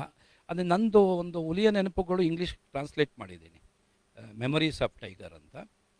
ಅದನ್ನು ಅವ್ರ ಮಿಸ್ಸಸ್ ಓದಿ ಭಾಳ ಹೇಳಿದ್ರಂತೆ, ಅಶೋಕ್ ಕುಮಾರ್ ಇದೆಲ್ಲ ಬರೆದಿದ್ದಾರೆ ಅಂತೇಳಿ. ಆಗ ಅವ್ರು ಹೇಳಿದ್ರು, ಈಗ ಹೌದು ಸರ್ ಒಂದು ಬುಕ್ ಬರೆದಿದ್ದೀನಿ, ನೀವೇನಾದ್ರು ಮುನ್ನುಡಿ ಬರೀತೀರ ಅಂತ ನಾನೇ ಕೇಳಿದೆ. ಅವ್ರು ಹೇಳಿದ್ರು, Ashok it is a honour ನಿನಗೆ ನಾನು ಬರೆಯೋದು ಅಂತ, ಬಟ್ ನನಗೆ ಸ್ವಲ್ಪ ಟೈಮ್ ಬೇಕು ನಾನು ಅಂಥೇಳಿ ಫಸ್ಟ್ ಅವರು ಇಂಗ್ಲೀಷ್ನಲ್ಲಿ ಬರೆದ್ರು. ಆಮೇಲೆ ಅದನ್ನು ಪುನಃ ಯಾರೋ ಕಡೆಯಿಂದ ನಾನು ಹೇಳಿದೆ, ಇಲ್ಲ ಸರ್ ನಮ್ಮ ಡಿ ಜಿ ಅವ್ರ ನೆನಪು ಬಂತು ನನಗೆ ತಕ್ಷಣ, ಇಲ್ಲ ಕನ್ನಡದಲ್ಲೇ ಇರಬೇಕು ಅಂದಮೇಲೆ ಅವ್ರಿಗೆ ಹೇಳಿದೆ, ಇಲ್ಲ ಸರ್ ಇದು ದಯವಿಟ್ಟು ಕನ್ನಡಕ್ಕೆ ನೀವು ಇದು ಮಾಡಬೇಕು, ಅನುವಾದ ಮಾಡಬೇಕು ಅಂಥೇಳಿ ಅನುವಾದ ಮಾಡಿಕೊಟ್ಟಿದ್ದಾರೆ. ನೀವು ಅದನ್ನೆಲ್ಲ ದಯವಿಟ್ಟು ಅದನ್ನು ಓದಬೇಕು. ನಮ್ಮ ಎಸ್ಪೆಷಲಿ ನಾಗ್ತಿಹಳ್ಳಿ ಅವರು ಬರೆದಿರೋದು ಒಬ್ಬರು ಕವಿಯಾಗಿ ಲೇಖಕರಾಗಿ ಬರೆದಿದ್ದಾರೆ, ಭಾಳ ಒಂದು ಮನಸ್ಸು ಮುಟ್ಟುವಂತ ಬರೆದಿದ್ದಾರೆ. ನನಗೆ ಅವರ ಒಂದು ಭಾಳ ಇಷ್ಟ ಅವರ ಮುನ್ನುಡಿ. ಬಟ್ ಒಬ್ಬರು ಡಿ ಜಿ, ನಾನು ಅವರ ಕೈ ಕೆಳಗಡೆ ಒಬ್ಬ ಪೊಲೀಸ್ ಇನ್ಸ್ಪೆಕ್ಟರ್ ಆಗಿದ್ದೆ. ಒಬ್ಬ ಡಿ ಜಿ ಇವತ್ತು ರಿಟೈರ್ಡ್ ಆಗಿ 8 ವರ್ಷ ಆದಮೇಲೆ ಒಬ್ಬ ಪೊಲೀಸ್ ಅಧಿಕಾರಿ ಬಗ್ಗೆ ಬರೆದಿರೋದು ನೋಡಿದ್ರೆ ನನಗೆ ನಮ್ಮ ಇಲಾಖೆಯಲ್ಲಿ ನಮ್ಮ ಕೆಲವು ಸೀನಿಯರ್ ಆಫೀಸರ್ಸು ಎಷ್ಟು ನಮಗೆ ಒಂದು ನಮ್ಮ ಬಗ್ಗೆ ಅವರು ವಾಚ್ ಮಾಡ್ತಾ ಇರ್ತಾರೆ, ನಮ್ಮ ನಡತೆ, ನಮ್ಮ ಪ್ರತಿಯೊಂದನ್ನು ವಾಚ್ ಮಾಡದೇ ಇರೋದಕ್ಕೆ ಈ ಮುನ್ನುಡಿ ಭಾಳ, ನೀವು ನನ್ನ ಪುಸ್ತಕ ಸಿಕ್ಕಿದ್ರೆ ಆ ಮುನ್ನುಡಿ ದಯವಿಟ್ಟು ಓದಿ. ಇದು ಒಂದು. ಆಮೇಲೆ ನಾನು ಪೊಲೀಸಿಗೆ ಬಂದೆ. ನನಗೆ ಹಾಸನದಲ್ಲಿ ಒಂದು ಬಳಗ ಇತ್ತು, ಅದರಲ್ಲಿ ನಾಗ್ತಿಹಳ್ಳಿಯವ್ರದ್ದು ಒಂದು ಸರಿ ಏನೋ ಪರಿಚಯ ಆದಂಗೆ ನೆನಪು. ಪ್ರೊಫೆಸರ್ ನಂಜುಂಡಸ್ವಾಮಿ ಇವರೆಲ್ಲ ನಮ್ಮದು ಒಂದು ಗ್ರೂಪ್ ಇತ್ತು. ಆವಾಗ ಲಾ ಮಾಡ್ತಿದ್ದೆ ನಾನು ಇಲ್ಲಿ. ಒಂದು ದಿವಸ ನಾನು ಸಬ್ ಇನ್ಸ್ಪೆಕ್ಟರ್ ಆವಾಗ ವಯಲಿ ಕಾಲೇಜಲ್ಲಿ ಮೋಟರ್ ಸೈಕಲ್ ಹೋಗ್ತಾ ಇದ್ದೆ, ಕಾನ್ಸ್ಟೇಬಲ್ ಕೂರಿಸ್ಕೊಂಡು. ನಮ್ಮ ವಿಂಡ್ಸರ್ ಮ್ಯಾನರ್ ಜಂಕ್ಷನ್ ಹತ್ರ ಎಡಗಡೆಗೆ CM ಮನೆ ಇದೆಯಲ್ಲ, ಅಲ್ಲಿ ನನ್ನ ಮುಂದೆ ಒಂದು ಸ್ಕೂಟ್ರ್ ಹೋಗ್ತಾ ಇತ್ತು. ನಾನು ಸ್ಕೂಟ್ರ್ ನೋಡಿದೆ, ಹಿಂದ್ಗಡೆ ಆ ಸ್ಟೆಪ್ನಿ ಹೀಗೆ ಇಟ್ಟಿದ್ರು, ಈಗ ಕಾಣಂಗೆ. ಯೂಶ್ವಲಿ ಅಲ್ಲಿ ದೇವರ ಹೆಸರು ಅಥವಾ ತಂದೆ ತಾಯಿ ಹೆಸರು ಏನೋ ಬರೆದಿರ್ತಾರೆ, ಇದು ಸಾವು ಅಂತ ಬರೆದಿದ್ರು. ನಾನು ಆಶ್ಚರ್ಯ ಆಯಿತು, ಇದ್ಯಾರಪ್ಪ ಸಾವು ಅಂತ ಹೆಸರು ಇಟ್ಕೊಳ್ಳಲ್ಲ ಯಾರೂ. ಬಟ್ ಇದು ನಾನು ಭಾಳ ಸ್ಪೀಡ್ ಹೋಗ್ತಿದ್ದನ್ನು ತಕ್ಷಣ ಸ್ಲೋ ಆಯಿತು. ಸಾವು ನೋಡಿದ ತಕ್ಷಣ ಒಂದು ಸರಿ ಸಾವು ಅಂದ ತಕ್ಷಣ ಒಳ್ಳೆ ಈ ರೋಡ್ ಹಂಪಿದ್ದಂಗಿತ್ತು ಅದು. ಆದರೂ ಭಾಳ ಆಶ್ಚರ್ಯ ಆಯಿತು. ಓವರ್ಟೇಕ್ ಮಾಡಿ ನಿಲ್ಲಿಸಿದೆ. ಇವರು ಹೆಲ್ಮೆಟ್ ಹಾಕ್ಕೊಂಡಿದ್ದು ನೋಡ್ತೀನಿ, ನಾಗ್ತಿಹಳ್ಳಿಯವರು. ಅಶೋಕ್ ನಾನು ನಾಗ್ತಿಹಳ್ಳಿ ನಾನು ಮೀಟ್ ಮಾಡಿದ್ನ. ಅದಿರಲಿ ಸರ್, ಇದೇನು ಸರ್ ಸಾವು ಅಂತ ಬರ್ಕೊಂಡಿದ್ದೀರಲ್ಲ ಅಂದ. ಅಶೋಕ್ ಕುಮಾರ್, ನನ್ನ ಜೀವ ಭಾಳ ಮುಖ್ಯ, ಹಿಂದ್ಗಡೆ ಯಾವನಾರು ತಲೆ ಕೆಟ್ಟು ಬಂದು ಹೊಡೆದು ಬಿಡ್ತಾನೆ ಅಂತೇಳಿ. ಯಾಕೆಂದ್ರೆ ಅವನಿಗೊಂದು, ನಾನು ಹಂಗೆ ಆಯಿತು ಸರ್, ನಾನು ಭಾಳ ಸ್ಪೀಡ್ ಬರ್ತಿದ್ದೀನಿ, ನಿಮ್ಮ ಸಾವು ನೋಡಿ ನಾನು ಬ್ರೇಕ್ ಹಾಕಿದೆ. ಆಗ ಅವರು ಲೆಕ್ಚರ್ ಆಗಿದ್ದರು. ಅಲ್ಲಿಂದ ಪುನಃ ನಮ್ಮ ಗೆಳೆತನ ಸ್ಟಾರ್ಟ್ ಆಯಿತು. ಮುಂದೆ ನನಗೆ ಭಾಳ ಒಂದು ಕ್ಲೋಸ್ ಆಗಿದ್ದವರು ಅಂದರೆ ರವಿ ಬೆಳಗೆರೆ ಅವರು. ಅದು ಏನಾಯಿತು, ನಾನು ವೀರಪ್ಪನ ಕಾರ್ಯಾಚರಣೆಯಲ್ಲಿದ್ದಾಗ ನನಗೆ ಆಂದೋಲನ ಪೇಪರ್ನವರು ಸಿಕ್ಕೋರು. ನಾನು ಕೆಲವು ಮಾಹಿತಿ ಕೊಡ್ತಿದ್ದೆ ಅವರಿಗೆ. ಮಾಹಿತಿ ಅಂದರೆ ನಡೆದ ಘಟನೆಗಳನ್ನ, ಅಲ್ಲಿ ಒಳಗಡೆ ಏನು ನಡೆಯುತ್ತೆ ಅಂತ ಹೊರಗಡೆ ಬರ್ತಿರ್ಲಿಲ್ಲ. ಈ ವರದಿಗಾರರು ಅವರೇ ಊಹೆ ಮಾಡಿಕೊಂಡು ಅಲ್ಲಿ ಇಲ್ಲಿ ಕೇಳಿಕೊಂಡು ಕೆಲವು ಸತ್ಯ ಕೆಲವು ಸುಳ್ಳು ಬರೀತಿದ್ರು. ಬಟ್ ಆವಾಗ ಈ ರವಿ ಬೆಳಗೆರೆ ಆವಾಗ ಕರ್ಮವೀರದಲ್ಲಿದ್ದರು ಅಂತ ಕಾಣುತ್ತೆ, ಅಥವಾ ಸಂಯುಕ್ತ ಕರ್ನಾಟಕದಲ್ಲಿ. ಅವ್ರ ಪರಿಚಯ ಆಯಿತು. ಅವ್ರಿಗೆ ನಾನು ಸಾಕಷ್ಟು, ಯಾಕೆಂದ್ರೆ ಅವ್ರದ್ದು ಕೆಲವು ಪೇಪರ್ ಓದಿದ್ದೆ, ನನಗೆ ಭಾಳ ಖುಷಿ ಆಯಿತು ಅವ್ರು ಬರೆದಿರೋದು. ಅವರಿಗೆ ಮಾಹಿತಿ ಕೊಟ್ಟೆ. ಅವರು ಕರ್ಮವೀರದಲ್ಲಿ ಬರೆದ್ರು, ಅದ್ರ ಸರ್ಕ್ಯುಲೇಷನು ಜಾಸ್ತಿ ಆಯಿತು.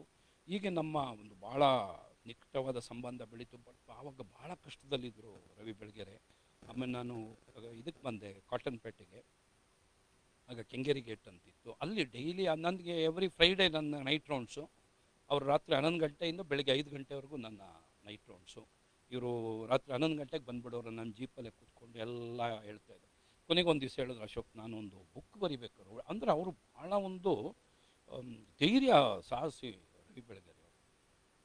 ಅಶೋಕ್, ನಾನು ಈ ರೌಡಿಗಳನ್ನು ನಾನು ಹೋಗಿ ಮಾತಾಡಿಸಿದ್ರೆ ಅವ್ರ ಮನಸ್ಸು ಬಿಚ್ಚಿ ಮಾತಾಡಲ್ಲ, ನಿಮಗೆ ಭಾಳ ಜನ ಕಾಂಟ್ಯಾಕ್ಟ್ ಇದೆ, ಹೆದರ್ತಾರೆ, ನೀವು ಅವ್ರಿಗೆ ಫೋನ್ ಮಾಡಿ ನಾನು ಹೋಗಿ ಬರೀತೀನಿ ಅಂದರು. ನಿಮ್ಗೆ ಯಾರು ಬೇಕು ಹೇಳಿ ಫಸ್ಟು? ಅಷ್ಟೊಂದು ಎನ್ಕೌಂಟ್ರ್ಗಳೆಲ್ಲ ಆಗಿ ನಾವು ಒಂಥರ ರೌಡಿಗಳನ್ನ ಇದರಲ್ಲಿ ಇಟ್ಕೊಂಡಿದ್ವಿ. ಅಶೋಕ್, ನನಗೆ ಫಸ್ಟು ಕೋಳಿ ಫಯಾಸ್ ಬರೀಬೇಕು ಅಂತ ಶಿವಾಜಿನಗರ. ಆಮೇಲೆ ಅವನು ಆ್ಯಕ್ಚುಲಿ ನನಗೊಂದು ಇನ್ಫಾರ್ಮೆಂಟ್ ಆಗಿದ್ದ. ಕೋಳಿ ಫಯಾಜು ಜೈಲಲ್ಲಿದ್ದಾಗ ಸಾಕಷ್ಟು ಮಾಹಿತಿ ಕೊಡ್ತಿದ್ದ.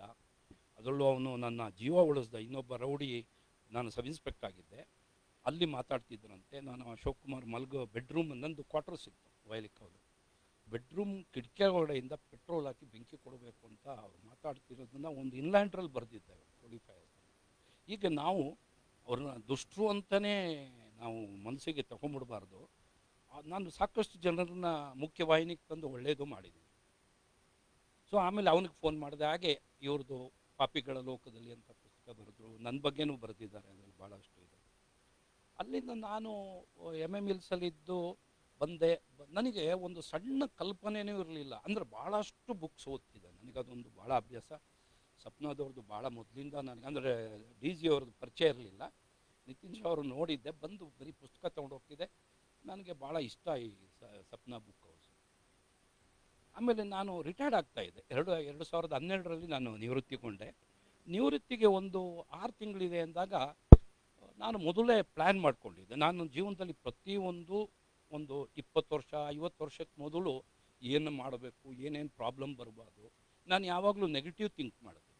ಎಲ್ಲಿವರೆಗೆ ಥಿಂಕ್ ಮಾಡ್ತೀನಿ ಅಂದರೆ, ಈ ವೀರಪ್ಪನ ಇದರಲ್ಲಿ ಭಾಳಷ್ಟು ಸಹೋದ್ಯೋಗಿಗಳು ನನ್ನವರು ತೀರ್ಕೊಂಬಿಟ್ರು. ಹರಿಕೃಷ್ಣ, ಶಕೀಲ್ ಅಹಮದ್, ಅದರಲ್ಲಿ ಒಂದು ಕೂದಲೆಳೆ ಇದರಲ್ಲಿ ನನ್ನ ಪ್ರಾಣ ಭಾಳಷ್ಟು ಸರಿ ಉಳಿತಾ ಇತ್ತು. ಅವನ್ನ ಎಲ್ಲ ಆದಮೇಲೆ ಒಂದು ನಾವು ಅವನ ಅಸೋಸಿಯೇಟ್ ಹಿಡಿದಾಗ ಯಾರು ನೆಕ್ಸ್ಟು ಅವನು ವೀರಪ್ಪನ ಇದು ಅವನಿಗೆ ಸಿಟ್ಟು, ಅವನು ಒಬ್ಬನ ಮೇಲೆ ಕಣ್ಣಿಟ್ಬಿಟ್ರೆ ಇವನು ಮುಗಿಸ್ಬೇಕು ಅಂದ್ರೆ ಅವನು ಮುಗಿಸಿದ್ದಾನೆ. ಅದನ್ನು ಡಿ.ವಿ. ಗುರುಪ್ರಸಾದ್ ಅವರು ಭಾಳಷ್ಟು ಬರೆದಿದ್ದಾರೆ ಈ ಸರಿ ಇದರಲ್ಲಿ. Sir B.B. ಅಶೋಕ್ ಕುಮಾರ್ ಅಂತ ಯಾರೋ ಇದ್ದಾರಂತ, ಅವ್ರು ನೆಕ್ಸ್ಟ್ ಟಾರ್ಗೆಟ್ ಅಂತ ಹೇಳೋದು. ಸೊ ನನಗೆ ಶಕೀಲ್ ಅಹಮದ್ದು ಮದುವೆ ಆಗಿರಲಿಲ್ಲ. ಪಾಪ ಹರಿಕೃಷ್ಣ ಮದುವೆ ಆಗಿ ಇಬ್ಬರು ಸಣ್ಣ ಸಣ್ಣ ಮಕ್ಕಳಿದ್ರು. ಅವ್ರು ತೀರ್ಕೊಂಡ್ಮೇಲೆ ಅವ್ರ ಪತ್ನಿ ಪಡ್ತಾ ಇರೋ ಕಷ್ಟ, ಅವ್ರಿಗೆ ಏನು ಹೊರಗಡೆ ಒಂದು ಬ್ಯಾಂಕಿಗೆ ಹೋಗಿ ಹಣ ಕಟ್ಟೋಕ್ಕೂ ಗೊತ್ತಿಲ್ಲ. ಈ ಸೀನಿಯರ್ ಆಫೀಸರ್ಸ್ಗಳು ಹಂಗೆ ಇಟ್ಕೊಂಡಿದ್ದಾರೆ. ಅವರ ಪತ್ನಿಗಳನ್ನು ಎಲ್ಲ ಆರ್ಡರ್ಲೀಸೇ ಅಟೆಂಡ್ ಮಾಡ್ತಾರೆ. ಅವ್ರ ಹೆಂಡತಿ ಎಲ್ಲೂ ಹೋಗಲ್ಲ, ಅವ್ರಿಗೆ ಪ್ರಪಂಚ ಜ್ಞಾನನೇ ಇರೋದಿಲ್ಲ. ಹೆಚ್ಚು ಕಮ್ಮಿ ಎಲ್ಲ ಪೊಲೀಸ್ ಅಧಿಕಾರಿಗಳು. ಸೊ ನಾನೇನು ಮಾಡಿದೆ, ಆವಾಗ ಯೋಚನೆ ಮಾಡಿದೆ, ನೆಕ್ಸ್ಟ್ ಟಾರ್ಗೆಟ್ ನಾನು ಸತ್ತೋಗ್ಬಿಟ್ರೆ ನನ್ನ ಮಕ್ಕಳು ಚಿಕ್ಕವರಿದ್ರು, ಏನು ಮಾಡಬೇಕು ಅಂತ. I train my wife for widowhood. ಒಬ್ಬ ಗಂಡಸು ಸತ್ತೋದ್ರೆ ಹೆಣ್ಣು ಮಗಳು ಸಮಾಜನ ಹೇಗೆ ಅದನ್ನು ಫೇಸ್ ಮಾಡಬೇಕು, ಪ್ರಾಬ್ಲಮ್ಗಳನ್ನು. ಫಸ್ಟು ಅವಳಿಗೆ ವೆಹಿಕಲ್ ಗೊತ್ತಿರಬೇಕು ಓಡಾಡೋದಕ್ಕೆ. ಏನಂತೇಳಿ ನಂದೊಂದು ಬುಲೆಟ್ ಮೋಟರ್ ಸೈಕಲ್ ಮಾರಿಬಿಟ್ಟು ಒಂದು ಸ್ಕೂಟ್ರ್ ತೊಗೊಂಡು BR ಗ್ರೌಂಡ್ಸಲ್ಲಿ ಆಕೆಗೆ ಒಂದು ಫಸ್ಟ್ ಕಲಿಸಿ ಒಂದು ಲೈಸೆನ್ಸ್ ಮಾಡಿಕೊಟ್ಟೆ. ಆಮೇಲೆ ಎಲ್ಲ ಹೇಳ್ಕೊಟ್ಟೆ, ಹೆಂಗೆ ಇರುತ್ತೆ. ಮಕ್ಕಳ ಜೊತೆನೂ ಮಾತಾಡ್ತಿದ್ದೆ.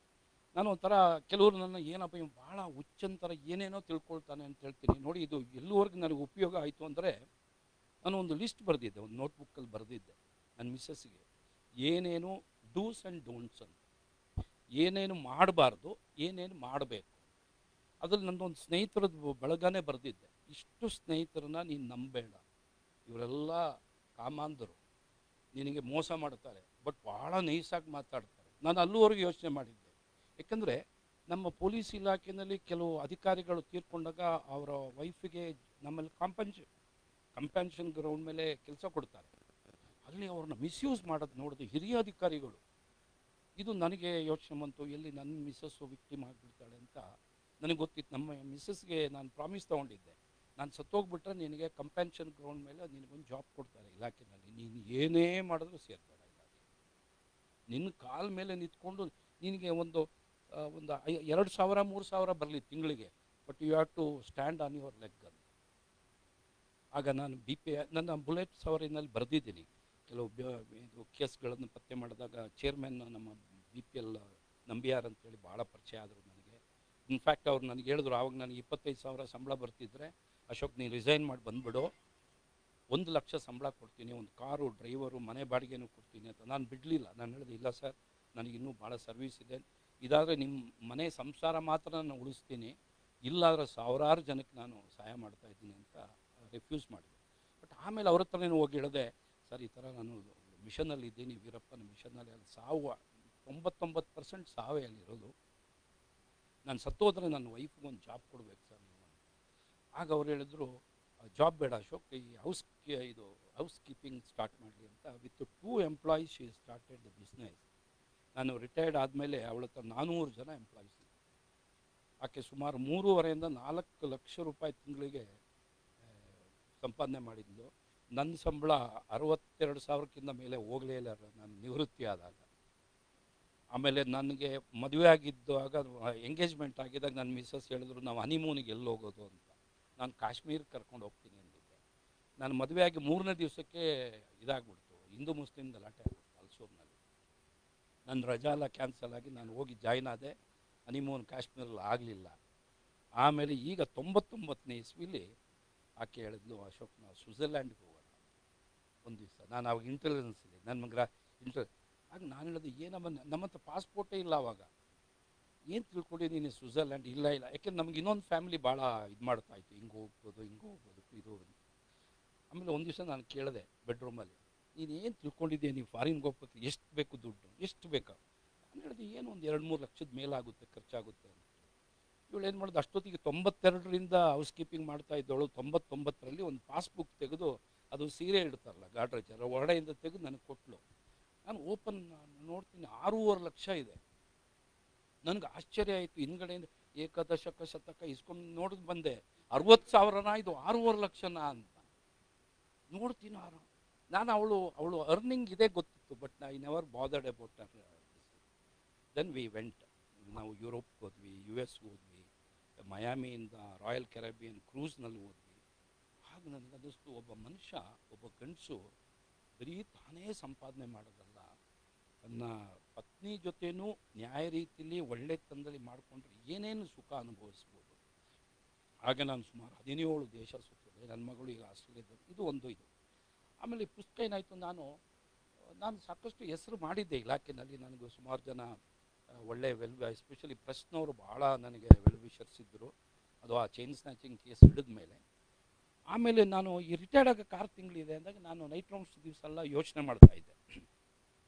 ಅದರಲ್ಲಿ MMLsಲ್ಲಿ ಒಂದು ಘಟನೆ ಆಯಿತು. ನನ್ನ ಸಾವು ಬದುಕು ಕೌಲ್ ದಾರಿಲಿತ್ತು. ಈ ವೀರಪ್ಪ ಒಂದು ರಸ್ತೆಯಲ್ಲಿ ಆಂಬುಷ್ ಕೂತಿದ್ದ 9 ಜನ. ನಮ್ಮ ಇನ್ಫಾರ್ಮೆಂಟು ಒಂದು 15,000 ದುಡ್ಡು ಕೊಟ್ಟು ಕಳಿಸ್ತಾನೆ ರೇಷನ್ಗೆ, ನಾವು ತೊಗೊಂಡೋಗ್ತೀವಿ. ನಾನು 5 ಜನ ಕಾನ್ಸ್ಟೇಬಲ್ ಜೊತೆ ಮಪ್ತಿ ಎಲ್ಲ ಗಡ್ಡ ಬಿಟ್ಕೊಂಡು ಎಷ್ಟೋ ದಿವಸ ಸ್ನಾನ ಇಲ್ಲ, ಅರ್ಕಲ್ ಪಂಚೆ ಹಾಕ್ಕೊಂಡು ನಾವು AK-47 ಗೋಣಿ ಚೀಲದಲ್ಲ ಉಟ್ಕೊಂಡು ರೇಷನ್ ಎಲ್ಲ ತೊಗೊಂಡೋಗಿ ಇದೆಲ್ಲ ಬರೆದಿದ್ದೀನಿ ನನ್ನ ಪುಸ್ತಕದಲ್ಲಿ. ಅಲ್ಲಿಗೆ ಹೋದಾಗ ನಮ್ಮ ಇನ್ಫಾರ್ಮೆಂಟ್ ಏನು ಹೇಳ್ದ, ಸರ್ ಈ ರಸ್ತೆಯಲ್ಲಿ ಹೋಗೋದು ಬೇಡ, ಇದು ನನ್ನ ಮನೆಗೆ 2 ಕಿಲೋಮೀಟರ್ ಇದೆ, ವೀರಪ್ಪ ಭಾಳ ಗುಳ್ಳೆನರಿ ಥರ, ಅವನು ಹೊಂಚಾಗಿ ಕೂರ್ತಾನೆ, ನಾವು ಈ ಕಡೆಯಿಂದ ಹೋಗೋಣ ಸರ್, ಇದೊಂದು 4 ಕಿಲೋಮೀಟರ್ ಜಾಸ್ತಿ ಆಗುತ್ತೆ. ಅಷ್ಟೊತ್ತು ನಂದೊಬ್ಬ ಕಾನ್ಸ್ಟೇಬಲ್ ಕಾಳಪ್ಪ ಅನ್ನೋನು ನನ್ನ ಕಿವಿಲಿ ಬಂದು, ಸರ್ ಈ ರಸ್ತೆಯಲ್ಲೇ ವೀರಪ್ಪ ಕೂತಿದ್ದಾರೆ, ಇವನೇ ಕರ್ಕೊಂಡೋಗಿ ಓಡಿಸ್ಬಿಟ್ರೆ ಏನು ಮಾಡೋದು ಅಂತ ಒಂದು ಹುಳ ಬಿಟ್ಟ ನನ್ನ ತಲೆಗೆ.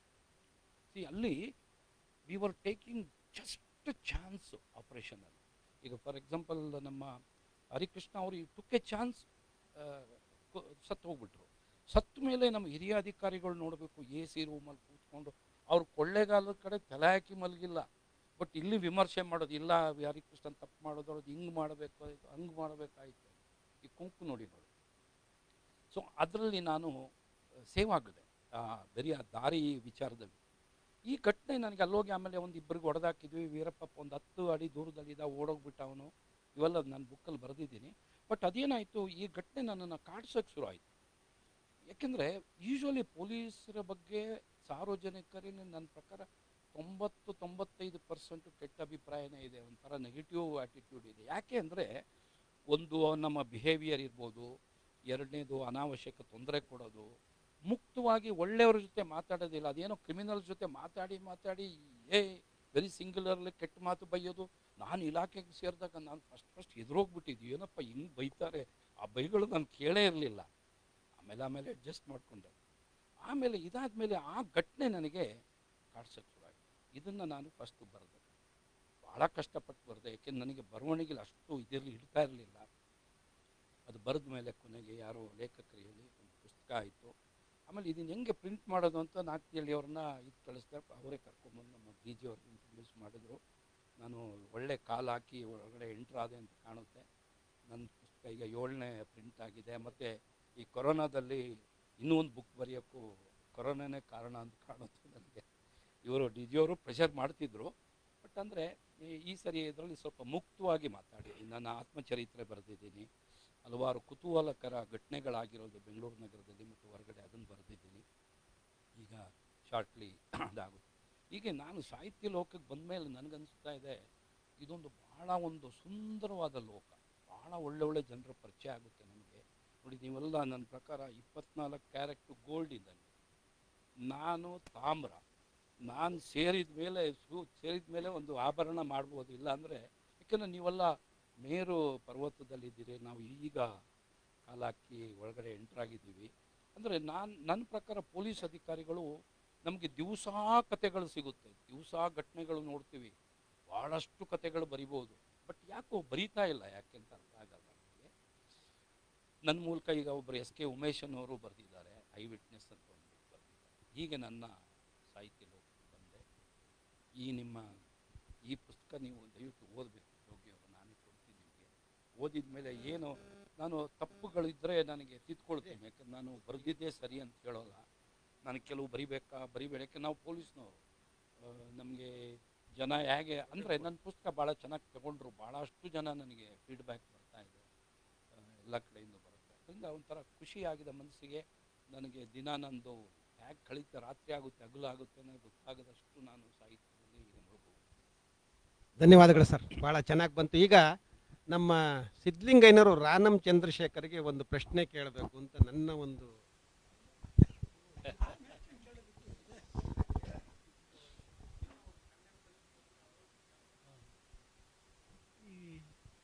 ನಿಮಗೆ ಕನ್ನಡ ಹೋರಾಟದಲ್ಲಿ ಬಹುಶಃ ಒಂದು ಹಿರಿಯ ತಲೆಮಾರು ಬಿಟ್ಟರೆ ಅನಾಕರು, ರಾಮಮೂರ್ತಿಯವರು, ಚಿದಾನಮೂರ್ತಿಗಳು, ವಾಟಾಳ್ ನಾಗರಾಜ್ ಅವರು, ನಾನಾ ಜನ ಹಿರಿಯ ತಲೆಮಾರು ಅವ್ರು ಬಿಟ್ಟರೆ ಮುಂದಿನ ತಲೆಮಾರಿನಲ್ಲಿ ಎದ್ದು ಕಾಣೋ ಹೆಸರು ನೀವು. ಯಾಕೆಂದರೆ ನೀವು ಅರ್ಪಣೆ ಮಾಡ್ಕೊಂಬಿಟ್ಟಿದ್ದೀರಿ ಕನ್ನಡಕ್ಕೆ. ಆಮೇಲೆ ಜೊತೆಗೆ ನೀವು ಹೋರಾಟದ ಜೊತೆಗೆ ನಿಮ್ಮ ವಿಶಿಷ್ಟತೆ ಏನು ಅಂದರೆ ವಿದ್ವತ್ತು. ಕನ್ನಡದ ಬಗ್ಗೆ ಅಪಾರ ವಿದ್ವತ್ತನ್ನು ನೀವು ಗಳಿಸ್ಕೊಂಡಿದ್ದೀರಿ. ಅಂದರೆ ನೀವೊಂದು ಮಾಹಿತಿ ಕೋಶ ಇದ್ದಂಗೆ. ಭೈರಪ್ಪನವರು ಒಂದು ಮಾತು ಹೇಳಿದ್ರು ಅಂದ್ರಲ್ಲ, SL ಭೈರಪ್ಪನವರು, ಈ ನೀವು ಬರೆದಿರೋ ಪುಸ್ತಕವನ್ನು ಕನ್ನಡ, ಕನ್ನಡಿಗ, ಕರ್ನಾಟಕ, ಇದು ಕನ್ನಡಿಗರ ಅನಧಿಕೃತ ಸಂವಿಧಾನ ಅಂತ SL ಭೈರಪ್ಪನವ್ರು ಏನು ಹೇಳಿದ್ದಾರೆ, ಅದು ಉತ್ಪ್ರೇಕ್ಷೆ ಅಲ್ಲ, ನಿಜವಾಗೂ ಅಭಿನಂದನೀಯವಾದ ಕೆಲಸ. ನಿಮಗೆ ಈ ಪ್ರೇರಣೆ ಹೆಂಗೆ ಬಂತು? ನಿಮಗೆ ಚಿಕ್ಕಂದಿನಲ್ಲಿ ಕನ್ನಡದ ಬಗ್ಗೆ ಆಸಕ್ತಿ, ಕನ್ನಡ ಹೋರಾಟ, ಇದ್ರ ಬಗ್ಗೆ ಹೆಂಗೆ ನಿಮಗೆ ಪ್ರೇರಣೆ ಆಯಿತು? ಜೊತೆಗೆ ಡಾಕ್ಟರ್ M ಚಿದಾನಮೂರ್ತಿಗಳ ಪರಮ ಶಿಷ್ಯರು ನೀವು. ಡಾಕ್ಟರ್ ಚಿದಾನಮೂರ್ತಿಗಳು ನಿಮ್ಮನ್ನು ತುಂಬ ಅವಲಂಬಿಸಿದರು. ಅವರು ನಮ್ಮ ಗುರುಗಳೇ, ನಮಗೆ ಪಾಠ ಹೇಳೋದು ಗುರುಗಳು ಚಿದಾನಮೂರ್ತಿಯವರು.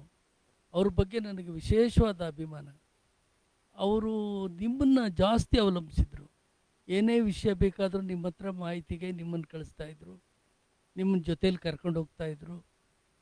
ನಿಮ್ಮ ಅನುಭವಗಳು. ಆಮೇಲೆ ರಾಮಮೂರ್ತಿಯವ್ರ ಬಗ್ಗೆ ನೀವೊಂದು ಪುಸ್ತಕ ತಂದಿದ್ದೀರಿ, ರಾಮಮೂರ್ತಿಯವ್ರ ಬಗ್ಗೆ 3 ಪುಸ್ತಕಗಳು. ನಾನು ಒಂದು ಪುಸ್ತಕ ಓದಿದ್ದೀನಿ, ಅದ್ಭುತವಾದ ಪುಸ್ತಕ. ರಾಮಮೂರ್ತಿಯವ್ರ ಬಗ್ಗೆ ನನಗೆ ಅಷ್ಟು ತಿಳುವಳಿಕೆ ಇರಲಿಲ್ಲ. ಆದರೆ ರಾಮಮೂರ್ತಿ ಕನ್ನಡ ಬಳಗ ಅಂತ ಒಂದಿತ್ತು ಶ್ರೀರಾಮ್ಪುರದಲ್ಲಿ. ಅವರು ವೆ ಶ್ರೀನಿವಾಸ್ ಅಂದ್ಬಿಟ್ಟು ಅವರೊಂದು ಗ್ರಂಥಾಲಯ ಇದು ಲೈಬ್ರರಿ ಮಾಡಿದರು. ಅದು ರೀಡಿಂಗ್ ರೂಮ್, ಎಲ್ಲ ಪೇಪರು ಮ್ಯಾಗ್ಝೈನ್ಗಳು ಬರುವ ರೀಡಿಂಗ್ ರೂಮ್ಗೆ. ನಾನು 6ನೇ ಕ್ಲಾಸು 5ನೇ ಕ್ಲಾಸು ಓದುವಾಗ ಅದೇ ರೋಡಲ್ಲಿ ಹೋಗ್ತಾ ಇದ್ದೆ. ನಾನು ಹೋಗಿ ಆ ರಾಮಮೂರ್ತಿ ಗ್ರಂಥ ರೀಡಿಂಗ್ ರೂಮಲ್ಲಿ ಯಾವಾಗಲೂ ಓದೋದು ಪುಸ್ತಕಗಳು. ಪ್ರಜಾವಾಣಿ ಆದಮೇಲೆ ಕನ್ನಡಪ್ರಭ, ಅದಾದಮೇಲೆ ಸುಧಾ, ಮಯೂರ, ಎಲ್ಲ ಪೇಪರ್ನೂ ಓದೋದು. ನಾನು ಜ್ಞಾನ ಬೆಳೆಸ್ಕೊಂಡಿದ್ದೇನೆ, ಮಾಹಿತಿಗಳ ಜ್ಞಾನ ಈ ರಾಮಮೂರ್ತಿ ಕನ್ನಡ ಬಳಗದಿಂದ. ಆಮೇಲೆ ಎಲ್ಲರೂ ಈ ಮಾಡಿ ಮೇಲೆ ನಿಂತ್ಕೊಂಡು ಟೆರಾಸ್ ಮೇಲೆ ಭಾಷಣ ಮಾಡೋರು. ರಾಮಮೂರ್ತಿಗಳು, ಶಿವಮೂರ್ತಿ ಶಾಸ್ತ್ರಿಗಳು, ಅನಾಕರು, ದೊಡ್ಡ ದೊಡ್ಡ ಸಾಹಿತಿಗಳೆಲ್ಲ, ಆಮೇಲೆ ನಾಡಿಗೇರ ಕೃಷ್ಣರಾಯರು, ಇವರೆಲ್ಲ ಬಂದು ತಾರಸಿ ಮೇಲೆ ನಿಂತ್ಕೊಂಡು ಭಾಷಣ ಮಾಡೋರು. ನಾವೆಲ್ಲ ಕೆಳಗಡೆ ರೋಡಲ್ಲಿ ಫುಟ್ಪಾತಲ್ಲಿ ನಿಂತ್ಕೊಂಡು ಭಾಷಣ ಕೇಳುವು ಚಳಿನಲ್ಲಿ. ಅದ್ಭುತವಾಗಿ ಪ್ರಚೋದನಾತ್ಮಕವಾದ ಭಾಷಣಗಳು ಅವರು ಮಾಡ್ತಾ ಇದ್ದಿದ್ದು. ಇನ್ನೊಂದು ಗುಂಪಲ್ಲಿ ವಾಟಾಳ್ ನಾಗರಾಜ್ ಅವರು ತಾರಸಿ ಮೇಲೆ ಬಂದು ಭಾಷಣ ಮಾಡೋರು. ಈ ತಾರಸಿ ಕನ್ನಡಿಗರು ಇವರೆಲ್ಲ. ಅಂದರೆ ಏನು ಭಾಷಣ! ಶಿವಮೂರ್ತಿ ಶಾಸ್ತ್ರಿಗಳು ಎಂಥ ಧ್ವನಿ, ಎಂಥ ದೇಹ ಅವ್ರದ್ದು. ಅವರೊಂದು ಮಾತು ಹೇಳಿದ್ರು, ಕನ್ನಡ ಅಂದರೆ ಸಾಮಾನ್ಯ ಅಲ್ಲ, ಕನ್ನಡ ಅಂದರೆ ಬಿಡಿಸಿ ಹೇಳಿದ್ರು ಅವರು. ಕ ಅಂದರೆ ಕರುಣೆಯೇ, ನ ಅಂದರೆ ನನ್ನ, ಡ ಅಂದರೆ ಡಮರುಗ. ಕರುಣೆಯೇ ನನ್ನ ಡಮರುಗ, ಇದೇ ಕನ್ನಡ ಅಂತೇಳಿ ಅದನ್ನು ನಾನು ಇವತ್ತಿಗೂ 6ನೇ ಕ್ಲಾಸಲ್ಲಿ ಕೇಳಿತ್ತು, ಇವತ್ತಿಗೂ ಮರ್ತಿಲ್ಲ ನಾನು. ಅಂದರೆ ಅಂಥ ಚೇತನಗಳನ್ನು ನೀವು ಪರಿಚಯ ಮಾಡಿಕೊಂಡು, ಆಮೇಲೆ ಚಿದಾನಂದಮೂರ್ತಿಗಳೇನು ಸಾಮಾನ್ಯವೇ, ಅವ್ರನ್ನ ಯಾವತ್ತೂ ನಾವು ಮರೆಯೋಂಗಿಲ್ಲ ಕನ್ನಡಿಗರು. ಅವರ ರಾಜಕೀಯ ಅಭಿಪ್ರಾಯಗಳ ಬಗ್ಗೆ ಭಿನ್ನಾಭಿಪ್ರಾಯ ಇದ್ದರೂ ಕೂಡ ಅವರ ಕನ್ನಡ ನಿಷ್ಠೆ ಪ್ರಶ್ನಾತೀತವಾದ್ದು. ಕನ್ನಡವೇ ಅವರ ಜೀವಾಳ. ಕೊನೆಗೆ ಅವರು ಇದು ಬೆಂಗಳೂರಿಂದ ಹಂಪೆಗೆ ಪಾದಯಾತ್ರೆ ಮಾಡ್ಕೊಂಡೋಗಿ ತುಂಗಭದ್ರಾ ನದಿಗೆ ಬಿದ್ದೋಗ್ಬಿಟ್ರು. ಜಲಸಮಾಧಿ ಹಾಗೆ ಬಿಟ್ಟಿದ್ರು. ಅಲ್ಲಿ ಬೆಸ್ತರು ಓಡೋಗ್ಬಿಟ್ಟು ಇವ್ರನ್ನ ಎತ್ತಿ ಕೆಲವು ಕೋಹಕಿಗಳು ಯಾಕ್ರಿ ಎತ್ತಿದ್ರಿ ಅಂತ ಅವ್ರು ಬೇರೆ ಅಲ್ಲಿ ಕನ್ನಡ ವಿರೋಧಿಗಳು ಯಾಕ್ರಿ ಎತ್ತಿದ್ರಿ ಓದೋಣ ಆಯ್ತಾ ಇದೆ. ಇನ್ನು ಕೆಲವು ಕೋಹಿಗಳು ಇಲ್ಲೇ ಬಂದು ಬಿಡಬೇಕಾಗಿತ್ತೇನ್ರಿ. ಆದರೆ ನಮ್ಮ ಗುರುಗಳು ಹೆಂಗೋ ಜೀವಂತವಾಗಿ ಜಲಸಮಾಧಿಯಿಂದ ಎದ್ದು ಬಂದರು. ನೀವು ಆಮೇಲೆ ಅವರು ಮರಣಪತ್ರ ಕೂಡ ಬರೆದುಬಿಟ್ಟಿದ್ರು. ಮರಣಪತ್ರ ಶೇಷಗಿರಿರಾಯರಿಗೆ ಬರೆದು ನಿಮಗೆ ಕೊಟ್ಟಿದ್ರು ಮರಣಪತ್ರ.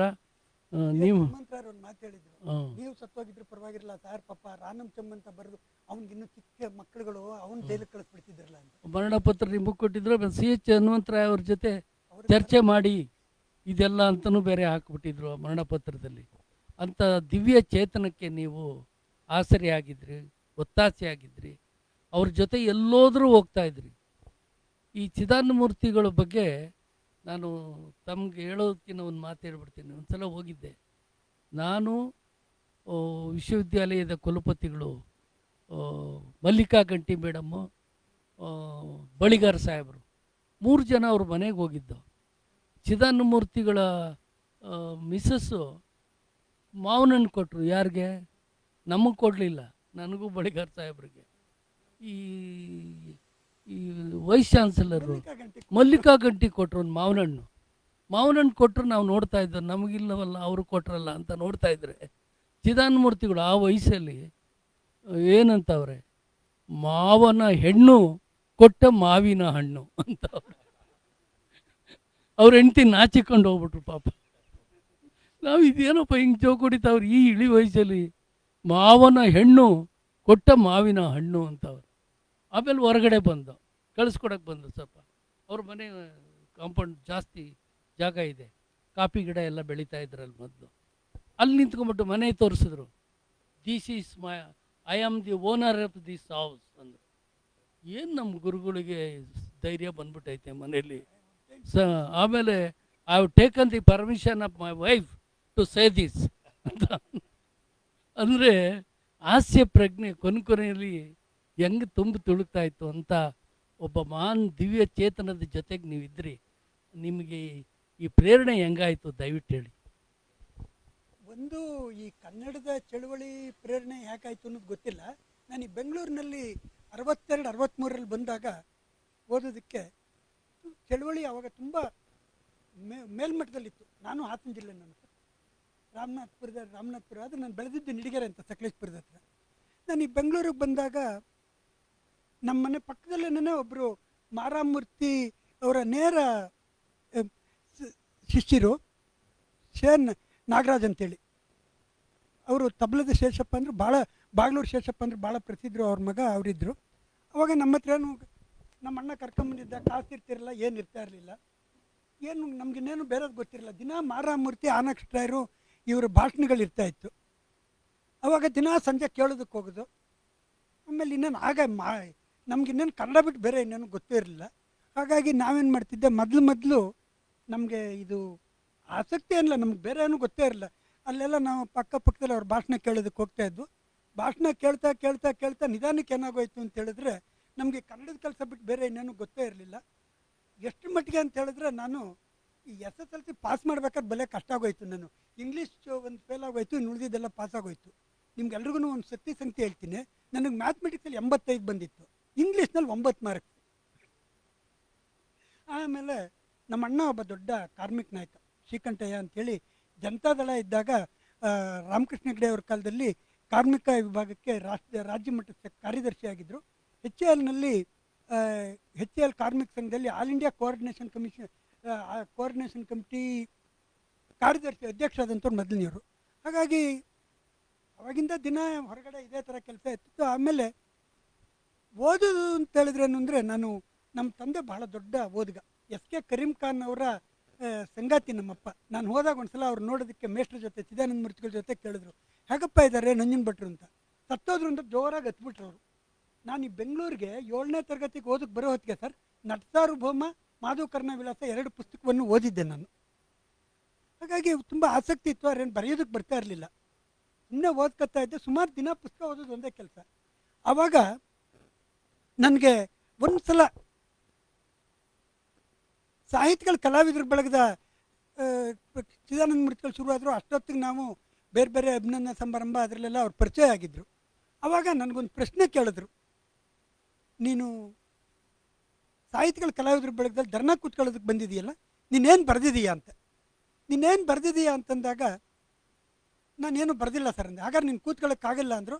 ಸೀದಾ ನಾನು ಕನ್ನಡಪ್ರಭಗೆ ಒಂದು ಲೇಖನ ಬರೆದೆ. ಆವಾಗ ಇದೇನು ಸಭ್ಯತೆ ಇದೇನು ಸಂಸ್ಕೃತಿ ಅಂತ ಚಲನಚಿತ್ರಗಳ ಬಗ್ಗೆ ಅದು ಪ್ರಕಟವಾಯಿತು.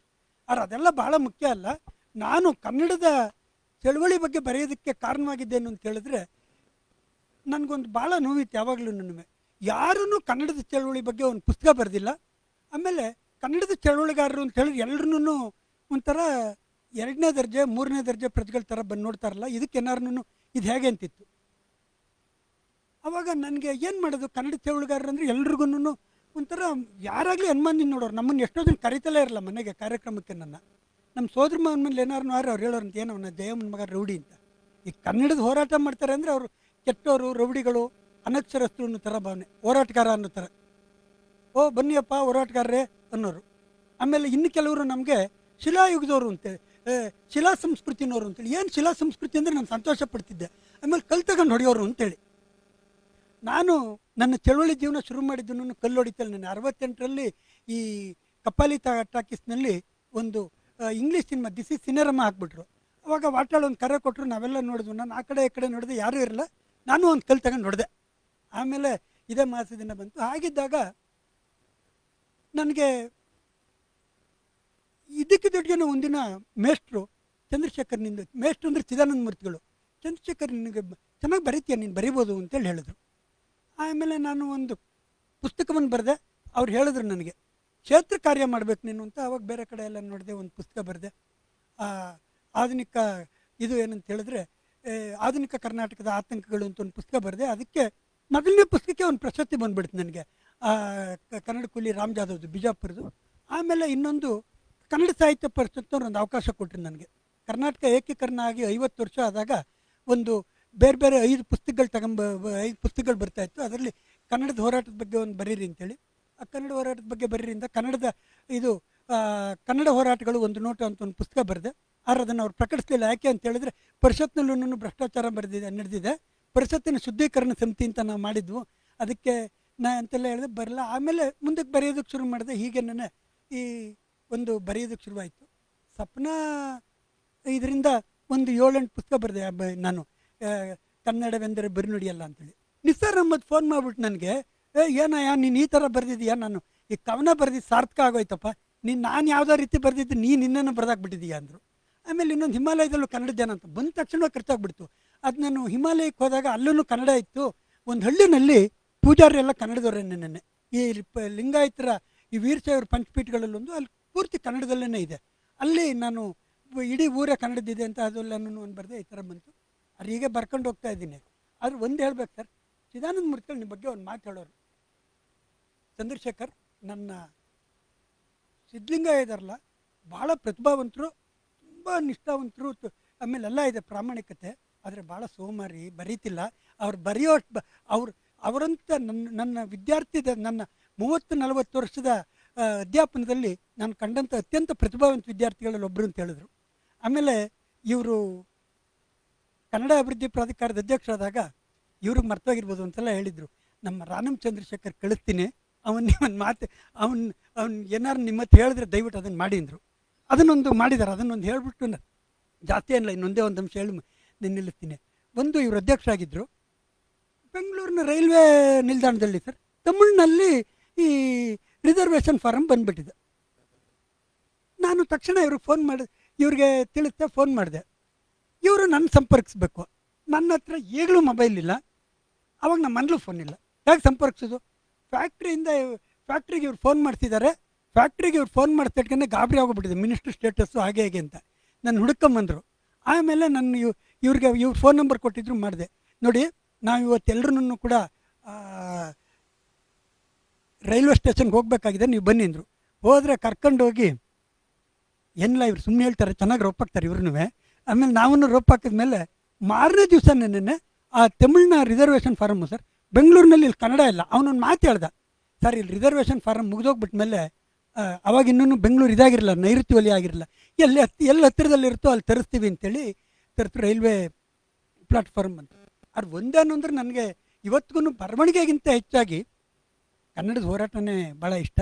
ಚಿದಾನಂದ ಮೂರ್ತಿಗಳ ಬಗ್ಗೆ ನನಗೆ ಯಾವಾಗಲೂ ಒಂದು ಮಾತು ಹೇಳೋರು, ಚಿದಾನಂದ ಮೂರ್ತಿಗಳನ್ನ ನಾನೇನಾರು ಹೋದರೆ, ನಾನು ಮೊದಲು ಹೋಗ್ಬಿಟ್ರೆ, ಏನಪ್ಪ ನಂದಿ ಧ್ವಜ ಬಂದಿದೆ, ಇನ್ನೂ ಶಿವ ಯಾವಾಗಲಪ್ಪ ಬರೋದು, ಉತ್ತಮ ಮೂರ್ತಿ ಯಾವಾಗ ಬರೋದು ಅಂತ ಅವ್ರಿಗೊಂದು ಸಲ ನೇರವಾಗಿ ಹೇಳ್ಬಿಟ್ರಂತೆ ಯಾರೋ ಒಬ್ಬರು. ಏನು ಸರ್ ನಂದಿ ಧ್ವಜ ಎಲ್ಲ ಹಾಗೆ ಬಂದುಬಿಟ್ಟಿದ್ದೀರಾ ನೀವು ಅಂತ. ಅವ್ರಿಗೆ ಅರ್ಥವಾಗಿಲ್ಲ ಪಾಪ, ಅವ್ರು ಯಾವತ್ತೂ ಈ ಹಾಸ್ಯ ಪ್ರವೃತ್ತಿ ಅಲ್ವೇ ಅಲ್ಲ ಅವ್ರಿಗೆ, ಭಾಳ ಸೀರಿಯಸ್ನೆಸ್. ಏನು ಹೀಗೆ ಹೇಳ್ತಿದ್ದೀರಾ ಅಂದೆ. ಸರ್ ರಾನಮ್ ಇಲ್ವಲ್ಲ ಅಂದ್ರಂತೆ. ಅಂದರೆ ನಮ್ಮಿಬ್ಬರ ಸಂಬಂಧ ಆ ಥರ ಇತ್ತು, ಒಂದು 50 ವರ್ಷದ್ದು. ಅದು ಅವ್ರನ್ನ ಇವತ್ತಿಗೂ ನಾನೊಬ್ಬ ಕನ್ನಡದ ಕಾರ್ಯಕರ್ತನಾಗಿ ರೂಪಿಸ್ಕೊಳ್ಬೇಕಾದ್ರೆ ಅವರೇ ನೆನೆ.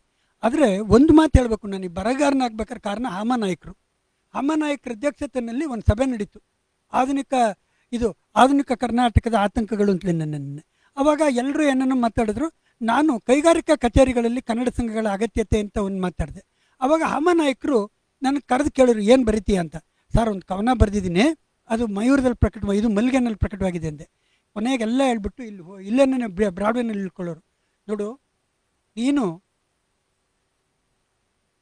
ಕವನ ಬರೆದ್ರೆ, ಕತೆ ಬರೆದ್ರೆ ನಿನ್ಗೆ ಅನ್ಕೋಬೇಕಷ್ಟೇ, ಖಂಡಿತ ನಿನ್ಗೆ ಅಷ್ಟು ಒಳನೋಟಗಳಿಲ್ಲ.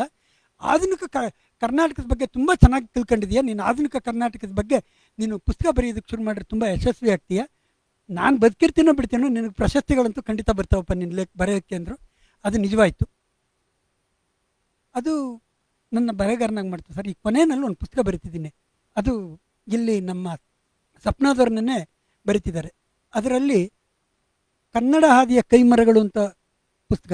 ಅದರಲ್ಲಿ 2, ಒಂದು ಆನಾಕ್ರು ಚಿದಾನಂದ ಮೂರ್ತಿ ಅವರಿಂದ, ಆನಾಕ್ರು ಮಾರಾಮೂರ್ತಿ, ಚಿದಾನಂದ ಮೂರ್ತಿ, ವಾಟಾಳ್ ನಾಗರಾಜ್, ನಾರಾಯಣ ಕುಮಾರಿಂದ ಹಿಡಿದು 22 ಜನ ರಾಜ್ಕುಮಾರ್ ಇವ್ರದ್ದೆಲ್ಲರದ್ದು ಕೊನೆಯಲ್ಲಿ ಒಂದು ಬರೆದಿದ್ದೀನಿ, ಕನ್ನಡದ ಹೊರಗಲ್ಲುಗಳು ಅಂತೇಳಿ. ಹೊರಗಲ್ಲುಗಳು ಅಂತ ಹೇಳಿದ್ರೆ ಹಳ್ಳಿನಲ್ಲಿ ನಿಮಗೆ ಗೊತ್ತಿರುತ್ತೆ.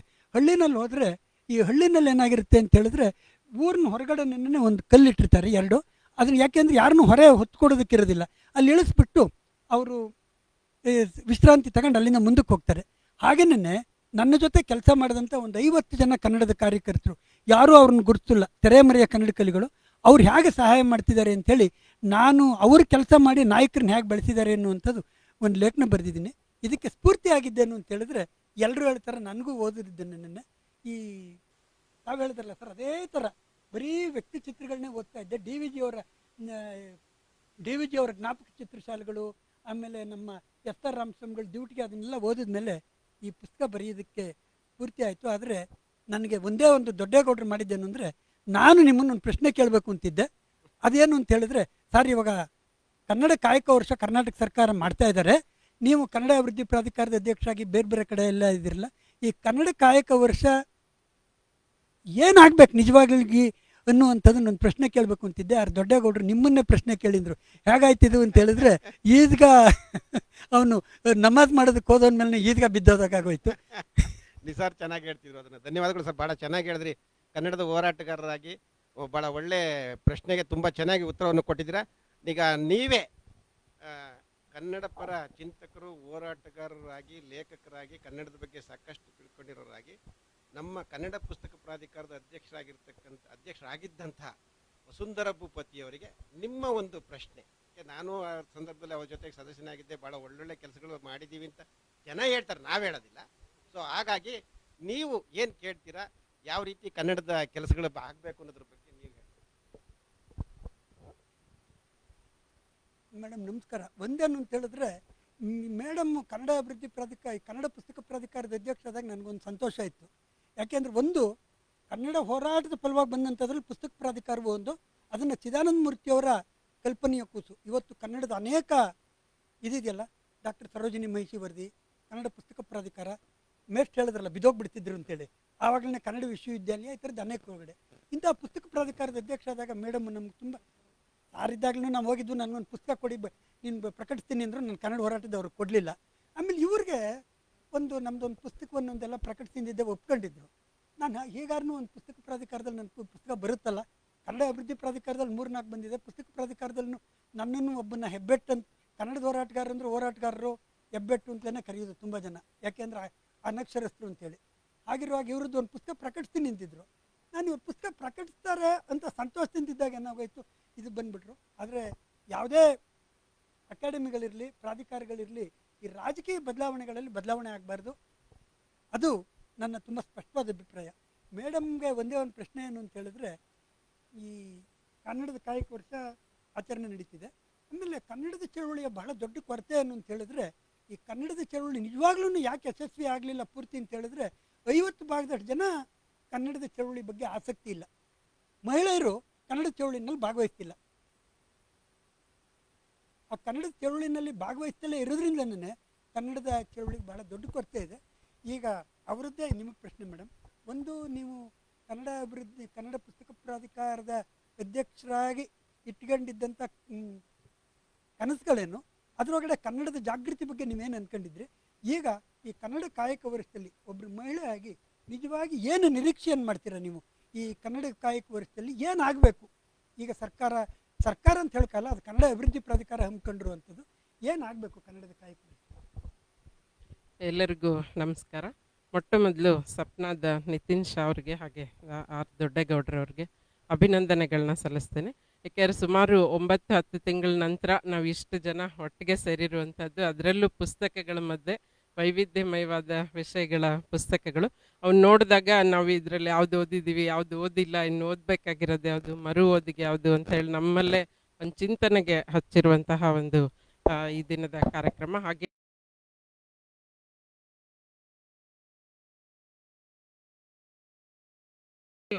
ಕನ್ನಡ ಪುಸ್ತಕ ಪ್ರಾಧಿಕಾರದ ಅಧ್ಯಕ್ಷರಾಗಿ ಹಲವಾರು ಕನಸುಗಳನ್ನ, ಯಾಕೆಂದರೆ ದೊಡ್ಡಗೌಡರವರು ಕೂಡ ನಮ್ಮ ಜೊತೆಗೆ ಸದಸ್ಯರಾಗಿದ್ದರು.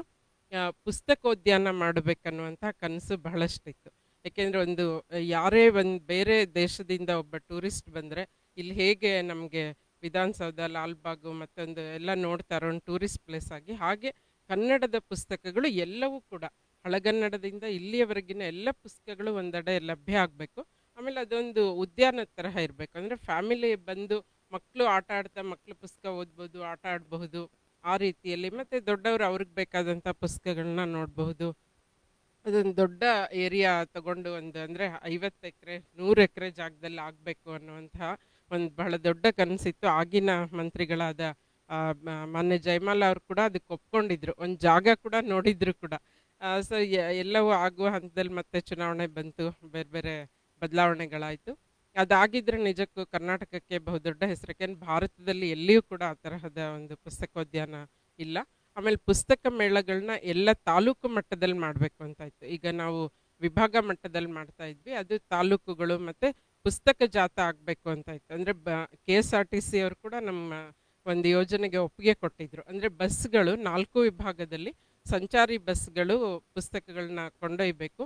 ಎಲ್ಲ ಬಹಳ ಮುಖ್ಯವಾದ ಸ್ಥಳಗಳು ಆಯಾ ಜಿಲ್ಲಾ ಮತ್ತು ತಾಲೂಕಾದಲ್ಲಿ ಪ್ರತಿದಿನ ಇರಬೇಕು. ಅಲ್ಲಿ ಮಕ್ಕಳು ಬಂದು ಓದಬೇಕು, ಅಥವಾ ತಗೊಳ್ಳೋರು ತಗೊಳ್ಳಿ, ಅಥವಾ ನೋಡಲಿ ಕನ್ನಡದಲ್ಲಿ ಇಂಥ ಪುಸ್ತಕಗಳು ಇದ್ದಾವೆ ಅನ್ನೋದು ಕೂಡ ಜನಕ್ಕೆ ಗೊತ್ತಾಗಬೇಕು ಅನ್ನುವಂಥ ರೀತಿಯಲ್ಲಿ ಹಾಗೆ ಹಲವಾರು ಕನಸುಗಳನ್ನ ಇಟ್ಕೊಂಡಿದ್ವಿ.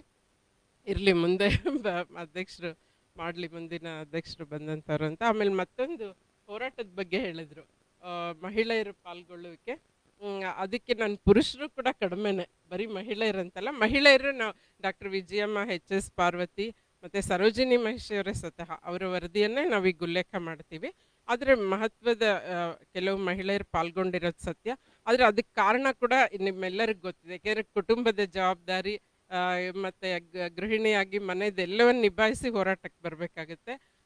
ಅದು ಸ್ವಲ್ಪ ಕಷ್ಟನೇ. ಅದರಲ್ಲಿ ಗಂಡಸರು ಬಿಟ್ಟರೆ ಹೊರಗಡೆ ಮಹಿಳೆಯರು ಹೋಗಲಿ, ನೀವು ಹೋಗಿ ಎಲ್ಲದಕ್ಕೂ ಅಂತ ಹೇಳಿ ಅನ್ನುವಂಥ ಬಹಳ ವಿಶಾಲ ಮನೋಭಾವದ ಪುರುಷರು ಬಹಳ ಕಡಿಮೆ. ಅದರಲ್ಲೂ ಈಗ ಅಶೋಕ್ ಕುಮಾರ್ ಅವ್ರು ಹೇಳಿದ್ದು ನನಗೆ ತುಂಬ ಖುಷಿ ಆಯಿತು. ಅವರ ಪತ್ನಿ ಬಗ್ಗೆ ಆಲೋಚನೆ ಮಾಡಿ ಅವರ ವ್ಯಕ್ತಿತ್ವವನ್ನು ರೂಪಿಸ್ಕೊಳ್ಳೋದಕ್ಕೆ ಮತ್ತು ಅವರ ಸ್ವಂತ ಕಾಲ ಮೇಲೆ ಅವರ ಬದುಕನ್ನು ರೂಪಿಸ್ಕೊಳ್ಳೋದಕ್ಕೆ ಹೇಗೆ ಅವರು ನಿಜಕ್ಕೂ ಅಭಿನಂದನೆಗಳು ಸರ್. ಎಲ್ಲ ಮಹಿಳೆಯರ ಪರವಾಗಿ ನಿಮಗೆ ಪ್ರತಿಯೊಬ್ಬ ಗಂಡ ಕೂಡ ಆ ಥರ ಹೆಂಡತಿ ಬಗ್ಗೆ ಆಲೋಚನೆ ಮಾಡಿದಾಗ ನಿಜಕ್ಕೂ ಆ ಸಂಸಾರ ಅಂದರೆ ಅವರ ಕಾಲ ಮೇಲೆ ಅವ್ರು ನಿಲ್ಲೋದಕ್ಕೆ ಸಾಧ್ಯ ಆಗುತ್ತೆ. ಮತ್ತು ಅನೇಕರನ್ನು ನಾನು ನೋಡಿದ್ದೀನಿ ಎಷ್ಟು ಕಷ್ಟದ ಬದುಕು, ಸಂಕಷ್ಟದ ಬದುಕು ಇರುತ್ತೆ ಅಂತ ಹೇಳಿ ಗಂಡ ತೀರಿ ಹೋದ್ಮೇಲೆ. ಸೊ ಹಾಗಾಗಿ ಅಂಥದ್ದೊಂದು ಮಾದರಿ ಇರಬೇಕು. ಮತ್ತು ಯಾವುದೇ ಹೋರಾಟಗಳಾಗಲಿ, ಯಾವುದೇ ಇದಾಗಲಿ, ವಿಚಾರಗಳಾಗಲಿ ಮಹಿಳೆಯರಿಗೆ ಸಂಪೂರ್ಣವಾದ ಅವಕಾಶ. ಯಾಕೆಂದ್ರೆ ಮಹಿಳಾ ಮೀಸಲಾತಿ ನಾವು ನೋಡ್ತಾ ಇದ್ದೀವಿ, ಇಲ್ಲಿವರೆಗೂ ನೆನೆಗುದಿಗೆ ಬಿದ್ದಿದೆ. ಪಾರ್ಲಿಮೆಂಟ್ ಅಸೆಂಬ್ಲಿಯಲ್ಲೇ ನಮ್ಗೆ ರಾಜಕೀಯ ಪ್ರಾತಿನಿಧ್ಯನೇ ಇನ್ನೂ 33% ಮೀಸಲಾತಿ ಸಿಕ್ಕಿಲ್ಲ. ಸೊ ಎಲ್ಲ ಕ್ಷೇತ್ರಗಳಲ್ಲೂ ಮಹಿಳೆಯರ ಪಾಲ್ಗೊಳ್ಳುವಿಕೆ, ಯಾಕೆಂದ್ರೆ 50% ಮಹಿಳೆಯರಿಂದ ಸಾಧ್ಯ ಆಗಬೇಕು. ಆಗಲೇ ಹೋರಾಟದಲ್ಲೂ ಕೂಡ ತಾನೇ ಆಗ ಎಲ್ಲ ಕ್ಷೇತ್ರಗಳಲ್ಲಾದರೆ ಅಲ್ಲೂ ಬಂದೇ ಬರ್ತಾರೆ. ಯಾಕೆಂದರೆ ಹೋರಾಟ ಶುರುವಾಗದೆ ಎಲ್ಲ ಕುಟುಂಬಗಳಿಂದ. ಹಾಗಾಗಿ ಇವತ್ತಿನ ಈ ಕಾರ್ಯಕ್ರಮ ತುಂಬ ಸಂತೋಷವನ್ನು ನೀಡಿದಂಥದ್ದು, ಮತ್ತು ಎಲ್ಲ ಆತ್ಮೀಯರ ಮಧ್ಯೆ ಒಂದು ಸಂವಾದದ ರೀತಿಯಲ್ಲಿ ಈ ಕಾರ್ಯಕ್ರಮ ರೂಪಿಸಿರೋದಕ್ಕೆ ಸಪ್ನಾಗೆ ಅಭಿನಂದನೆಗಳನ್ನ ಮತ್ತೊಮ್ಮೆ ಸಲ್ಲಿಸ್ತಾ ನನ್ನ ಮಾತಿಗೆ ವಿರಾಮ ನೀಡ್ತೀನಿ. ನಮಸ್ಕಾರ. ಧನ್ಯವಾದಗಳು ಮೇಡಮ್, ಭಾಳ ಚೆನ್ನಾಗಿ ಮಾತಾಡಿದ್ರಿ. ಇನ್ನೂ ಸಮಯ ಇದ್ದರೆ ಭಾಳ ಚೆನ್ನಾಗಿ ಚರ್ಚೆ ಮಾಡ್ಬೋದಾಗಿತ್ತು. ಇನ್ನು 70ರ ದಶಕದ ಇಕ್ಕಿರ್ಲ ಒದಿರ್ಲ ಇನ್ನೊಂದು ಮಕ್ಕಳು ಚರ್ಮ ಎಬ್ಬರ್ಲ ಅಂತ ಕೇಳ್ಬೋದಾಗಿತ್ತು. ಬಟ್ ಸಮಯಾಭಾವದಿಂದ ಈ ಕಾರ್ಯಕ್ರಮನ ಇಲ್ಲಿಗೆ ನಾವು ನಿಲ್ಲಿಸ್ತಾ ಇದ್ದೀವಿ. ವೀಕ್ಷಕರಲ್ಲಿ ಒಂದು ಮನವಿ, ದಯಮಾಡಿ ಈ ಸಪ್ನಾ ಸಂಸ್ಥೆ ಏನು ಡಿಸ್ಕೌಂಟ್ ಅಂತ ನಾವೇನು ಈಗ ಎಕ್ಸ್ಟೆಂಡ್ ಮಾಡಿದ್ದೀವಿ ರಿಯಾಯಿತಿ ಸೌಲಭ್ಯವನ್ನು ನಮ್ಮ ಎಲ್ಲ ಶಾಖೆಗಳಲ್ಲೂ 13ನೇ ಡಿಸೆಂಬರ್ವರೆಗೂ ನಾವು ಮುಂದುವರಿಸಿದ್ದೀವಿ. ತಾವು ದಯಮಾಡಿ ಎಲ್ಲ ಶಾಖೆಗಳಿಗೂ ಭೇಟಿ ನೀಡಿ ಮತ್ತು ಕನ್ನಡ ಪುಸ್ತಕಗಳನ್ನು ಕೊಂಡು ಓದಿ ಕನ್ನಡವನ್ನು ಪ್ರೋತ್ಸಾಹಿಸಿ ಅಂತ ಈ ಮೂಲಕ ತಮ್ಮಲ್ಲಿ ಮನವಿ ಮಾಡಿಕೊಳ್ತಾ ಇದ್ದೀನಿ ಸಪ್ನಾದ ಪರವಾಗಿ. ಹಾಗೆಯೇ ನಮ್ಮ ಒಂದು ಕಾರ್ಯಕ್ರಮಕ್ಕೆ ಪ್ರೀತಿ ಆಹ್ವಾನದ ಮೇರೆಗೆ ತಾವೆಲ್ಲರೂ ಬಂದಿದ್ದೀರಿ, ಕಾರ್ಯಕ್ರಮವನ್ನು ಅಚ್ಚುಕಟ್ಟಾಗಿ ನಡೆಸ್ಕೊಟ್ರಿ. ತಮ್ಮೆಲ್ಲರಿಗೂ ಸಪ್ನಾ ಸಂಸ್ಥೆಯ ಪರಿವಾರದ ಪರವಾಗಿ ವಂದನೆಗಳನ್ನು ಸಲ್ಲಿಸ್ತೀನಿ, ಧನ್ಯವಾದಗಳನ್ನು ಹೇಳ್ತೀನಿ ಅಂತ ಹೇಳ್ತಾ ಈ ಮಾತನ್ನು ಮುಗಿಸ್ತಾ ಇದ್ದೀನಿ. ಜೈ ಹಿಂದ್, ಜೈ ಕರ್ನಾಟಕ.